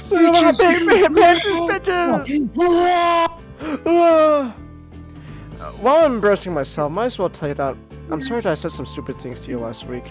It's your own business to decide what you're going to do. She seems to not register my words at first, but then understanding lights in her eyes, and she waves her head around in a way that could be interpreted as anything. It's okay. I probably said stupid things too. It's just sometimes a bit hard to keep my thoughts the way I like them. They're not very straight, at least most of the time. Not that I want to have them straight, I just wish they were at least in some shape. Round is fine too, but I need more definition. My thoughts are very messy. Messy. Oh! She's lying on the bed!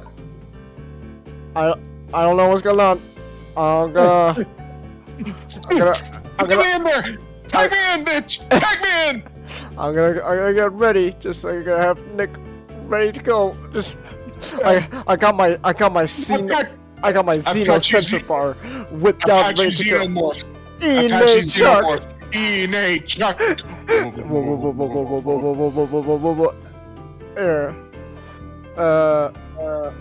Actually, you know what? You know what I'm gonna do? I'm gonna take a copy of your PNG. There's two Nick PNGs, but a one for when we in case we need to cover up the spicy stuff, and then the other one you're still a chest burster.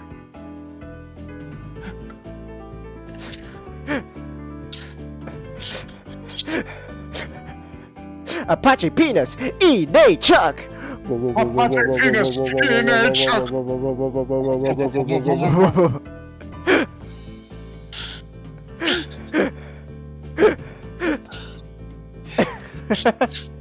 Apache penis, Ine Chuck.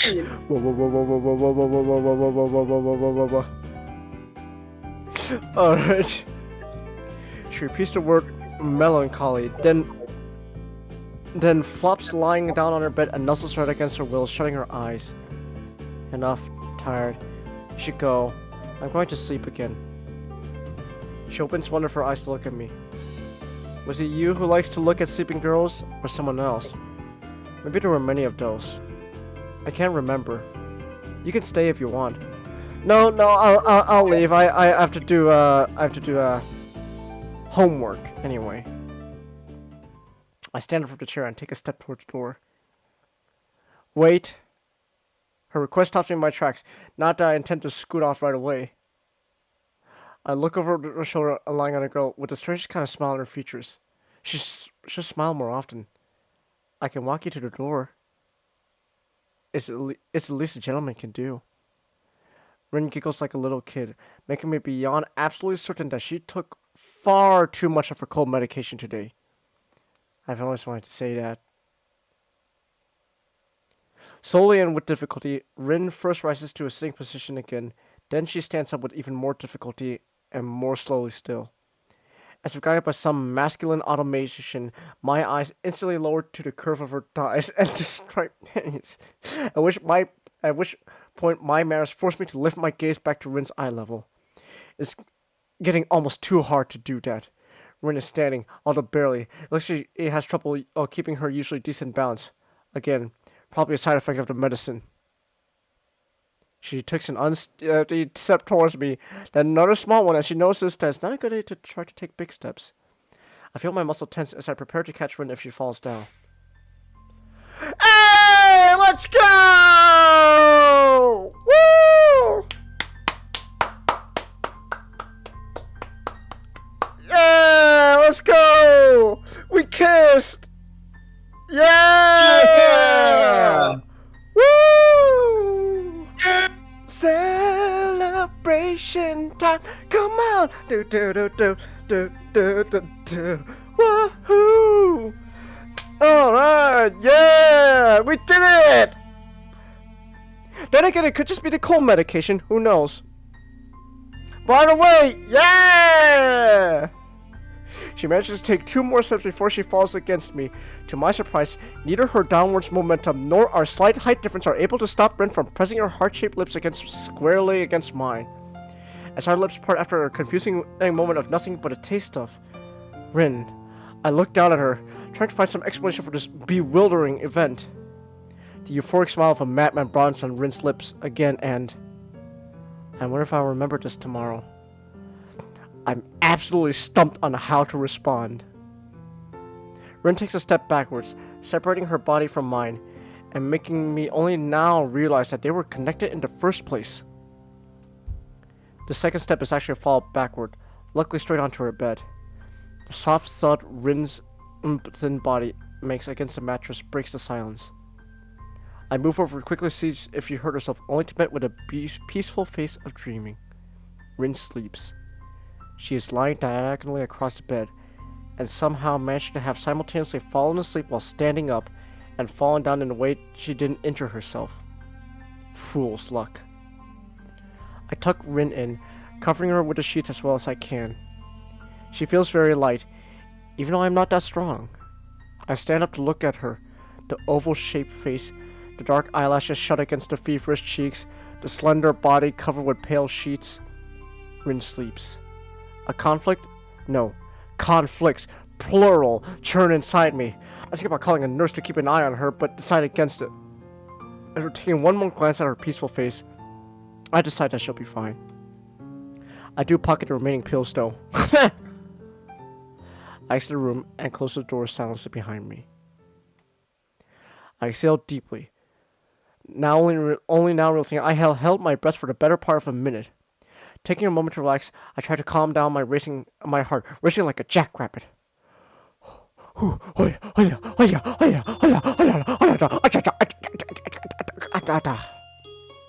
Do do do do do do do do do do do do. Yeah, we did it! We got our first kiss! Woohoo! Do do do do do do do do. Let me make sure I save this. Let me save this progress. We saved our progress. we kiss. Do, do, do, do, do, do. Celebration time. Come on. Do, do, do, do, do, do, do, do. I'm more of a cool in the gang person. I had trouble getting to sleep that night. I don't blame you, Sal. You got your first kiss. So the next morning finds me exceptionally groggy. I briefly considered skipping class, but remind myself that I was supposed to be a stronger person now. I get up like a good boy, put on my uniform, then make my way to the main school building without eating breakfast. I sit in my seat in classroom 3-3, waving a greeting to Misha and Shizune like I do every morning, and let the day wash over me. The afternoon classes are always longer than those in the morning. This is true regardless of whether I count it by the minutes or by the number of doodles drawn in my notebook. Today I am especially distracted as I keep thinking about Rin. Did I manage to properly tell her that I want to get better? Did she understand a word of what I was saying? I think about the kiss we shared, and what it means. She was so out of mind. Maybe it means nothing, but we've been getting closer lately. What does that mean? I think about Rin more and more nowadays. I wonder if she thinks about me. Woo! We're getting closer! The ringing of bells makes me flinch and realize that I haven't been paying attention during the latter half of class at all. I look at the assortment of sketches traveling up and down the margins of my notebook, the only thing I get done in the last hour. Feeling vaguely disappointed in myself, I pack up and get to the hallway. Rin is standing outside a door, her presence stopping me in my tracks as soon as I spot her. Her posture is as relaxed as always, but I suddenly feel like I just ate a crowbar. I'm having a hard time meeting her gaze. She doesn't seem to have any trouble looking at me, but those dark eyes are making me flustered for no reason. It's hard to look straight at her, so I turn my face a little. I don't know what one should say in this kind of situation. Then again, I rarely know what to say to Rin in any given situation. Hi? Hello? I try to get rid of the awkwardness in my voice and invoke a more natural way of speaking. I suddenly worry about where I should put my hands. It feels like they're in the way somehow. How are you feeling? You were pretty out of it yesterday. I'm okay. What do you mean yesterday? You don't remember? She tilts her head to the side like a bird, looking somewhat confused. Remember what? I have a pretty bad memory. About yesterday. What about yesterday? I came to see you and I don't remember that kind of thing happening. She really doesn't remember? I don't know if this is a good thing or a bad thing, but I feel disheartened all the same.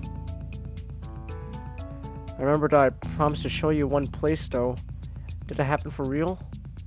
Maybe I just think that I remember that and I really don't. No, that was real too. Okay. You wanna go? Now? Yeah. Sure, why not? Is it far? It's not. Together we walk downstairs and then outside. The usual summer day whirring cicadas and all greets us. It's immensely hot, and without the air conditioning to the classroom offers, I start sweating immediately. Ooh. Changus is about to get late. Also, never shriek again. It was creepy. Shriek. Oh, you mean the Knuckles? You mean the Knuckles shriek? Hey Knuckles, look, there's Rouge. Hi Knuckles. I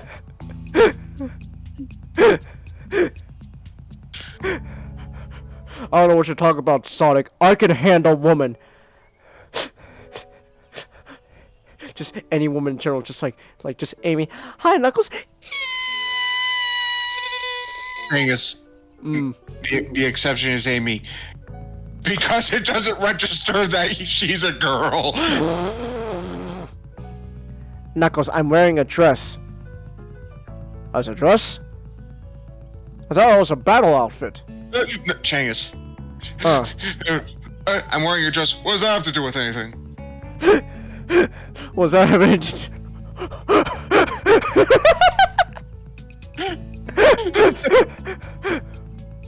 So, Knuckles, you want to explain why you have a black eye? I told Amy that she wasn't a real woman. That explains a lot.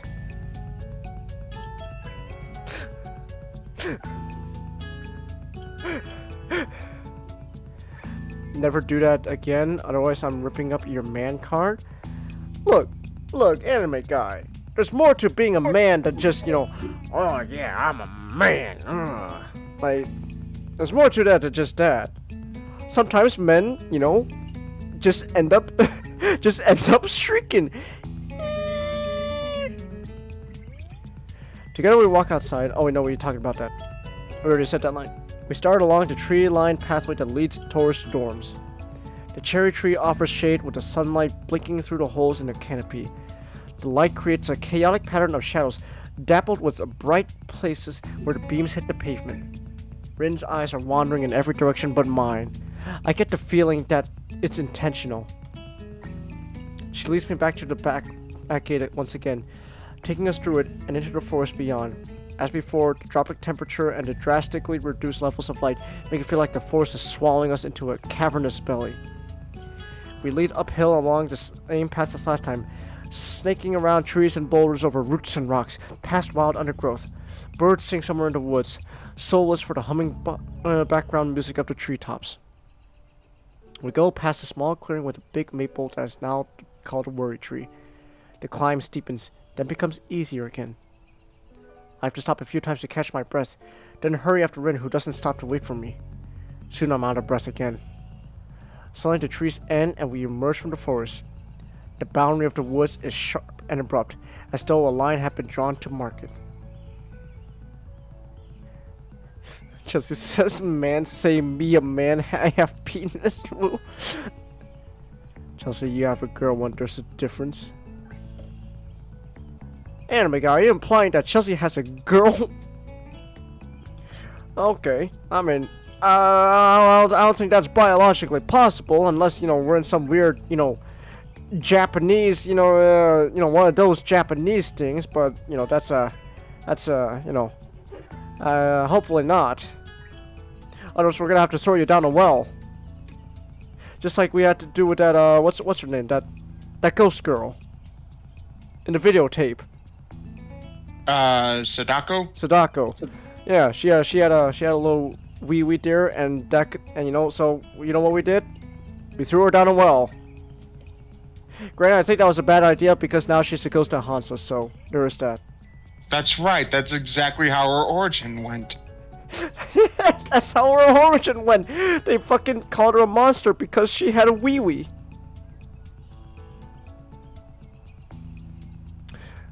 Japan's weird.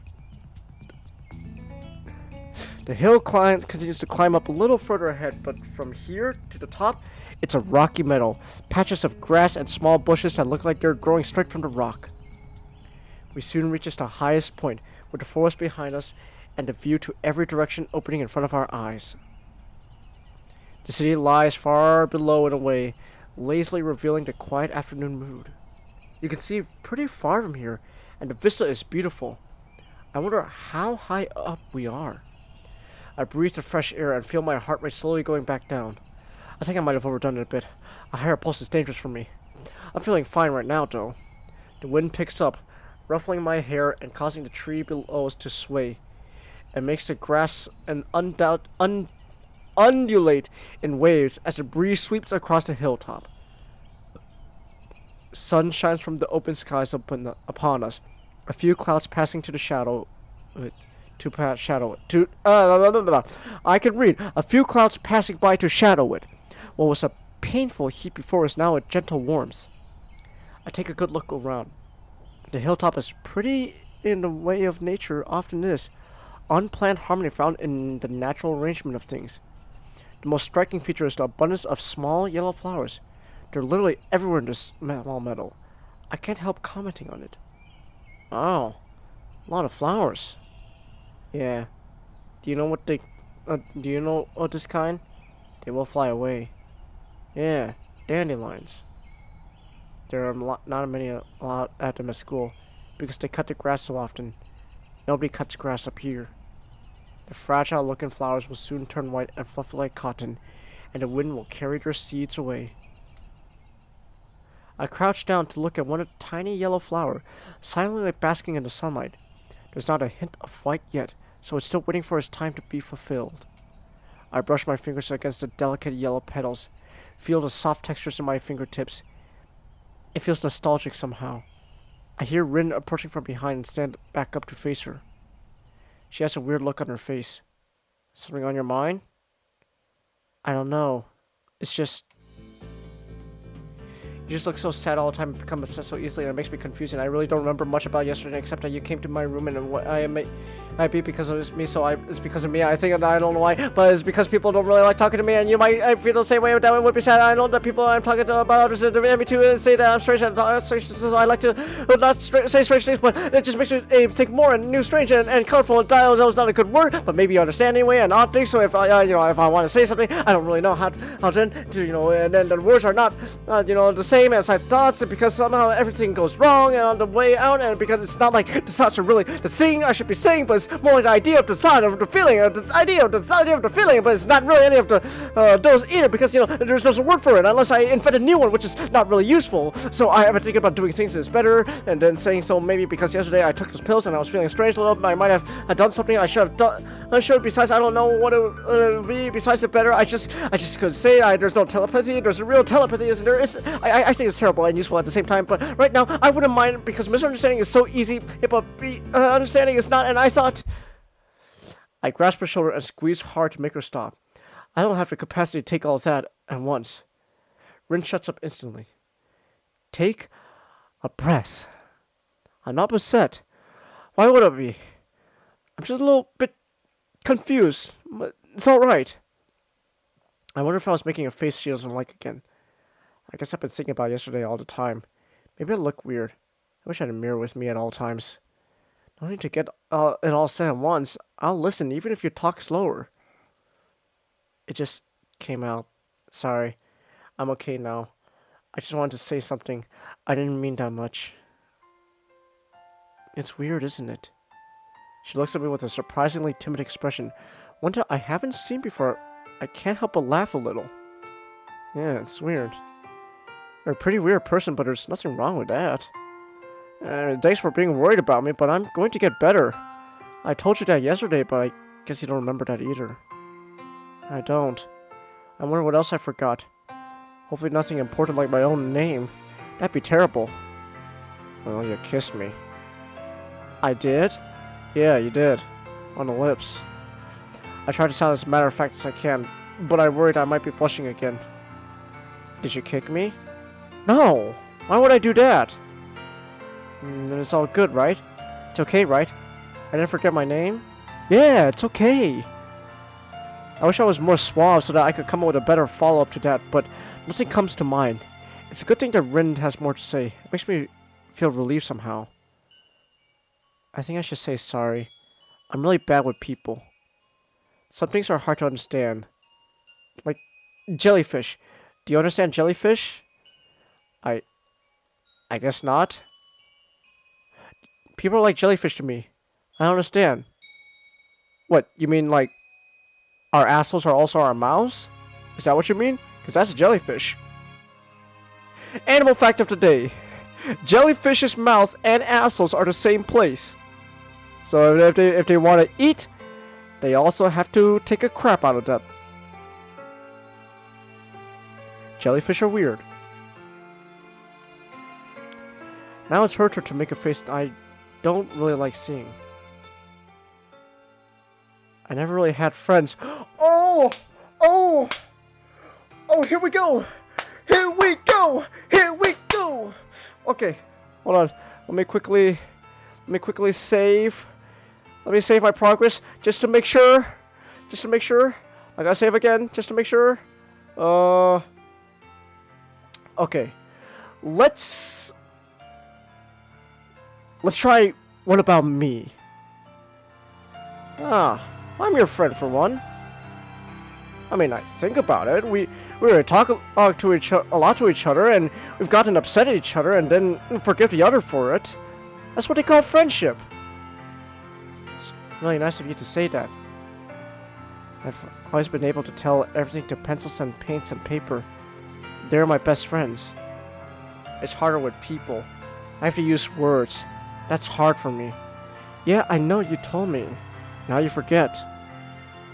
Rin nods at me, wordlessly, and I dare to attempt showing her a little encouraging smile. I hope I do it properly. She doesn't reply in any way. I feel really glad. The distance Rin puts between herself and everything else has made me feel really uneasy ever since I met her. If we become real friends, I'm sure I can understand her more. I'm sure that this way, we can close the gap of understanding between us. My thoughts will transmit to Rin. She seems lost deep in thought, wandering amidst the sea of yellow flowers covering the grassy hilltop. It's just as well. Time passes. The breeze making the taller grass sway gently in time with the wind. Rin hums a little song to herself so quietly that I can't tell what it is, if it's even anything at all. A strong gust swept over the hilltop, and the sound of the trees and the wind buries the song away. I check my watch. More out of habit than anything else. It's 4:30 right now, on this Saturday afternoon. Rin looks into the distant horizon, with an odd, blank stare of hers, as if she were looking at nothing at all. Her pupils are dark and quiet, like a pair of deep, still ponds. You are going to become better, right? Sure! Me too. You know, I'm gonna talk to that friend of the teacher and ask her to put my stuff in her place and work hard to get all that done. I sighed at just now, you know, but I think I knew it all along. I've had this feeling for a long time that I'm going to change, even if I hate and don't want it. Even if I wanted to, I want to change. Like, I'm not enough the way I am. I think this could be a good way to do it because it's like a straight line. Like, I've learned all the things in my life so far just for this. It's just art. It's just the only thing I really know. I know what I'm going to do, so it's good. I'm not afraid at all. I feel like I always do. Is that weird? No, not at all. I close my eyes and give in to the irresistible sensation that has been growing inside me all week long. I float up and towards the surface of my own life. The pressure of being underwater slowly diminishes. The weightless sensation becomes stronger. I break the surface of the water, lifting my head into sunlight and inhale deeply, breathing in fresh air as if for the first time in a long, long while.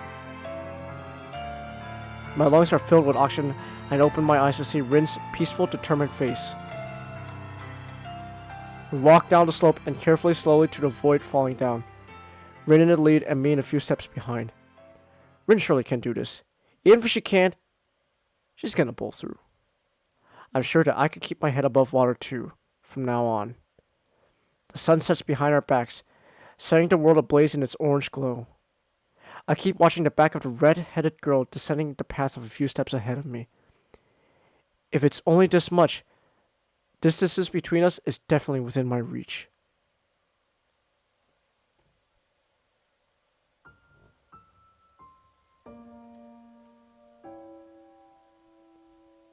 Yeah! Act 3! Yeah! Yeah! Alright! Woo! What time is it? 11:21. Alright. We've been going for almost 4.5 hours. I think this is a pretty good place to call it then.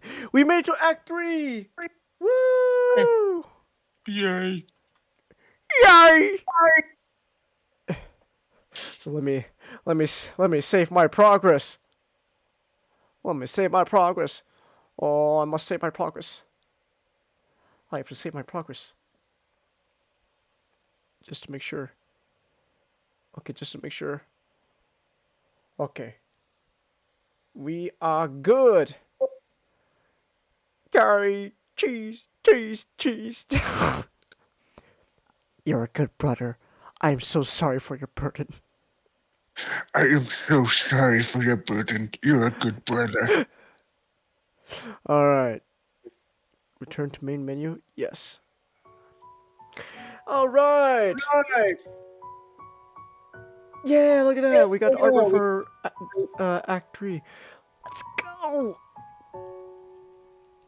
Yeah. All right then. So, well, that's it then. We can call it here. So tomorrow, I'm going to be taking the night off. Just I'm resting. So there's no stream tomorrow. I am working on some more like clips and shorts for like stream clips and stuff for like YouTube and TikTok. So that's what I'll be focusing on tomorrow and stuff. And what was it? Wait, are we doing Giles comic thing tomorrow? I think so. You think so? Let me check with him again real quick.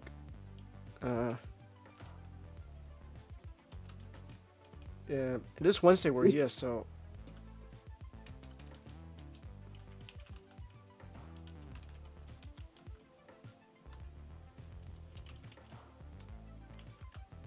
So when he reads this, it'll still be considered Wednesday where he is.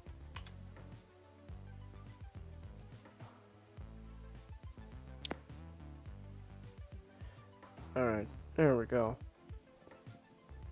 So I'll ask Ninjato about it. Alright. Can't wait to see the shorts. Bye bye. Alright, have a good night, Chelsea. So yeah, that's the plan tomorrow. And then Thursday, we're gonna be back with Harley Quinn's Revenge in Arkham City. So there is that. And Friday some more Hi-Fi Rush. And then oh, actually we should ask Not now. Since Tuesdays is when he gets his schedules. Yeah. I'll ask him if he can play Shadow on Sunday. Yeah, I'll just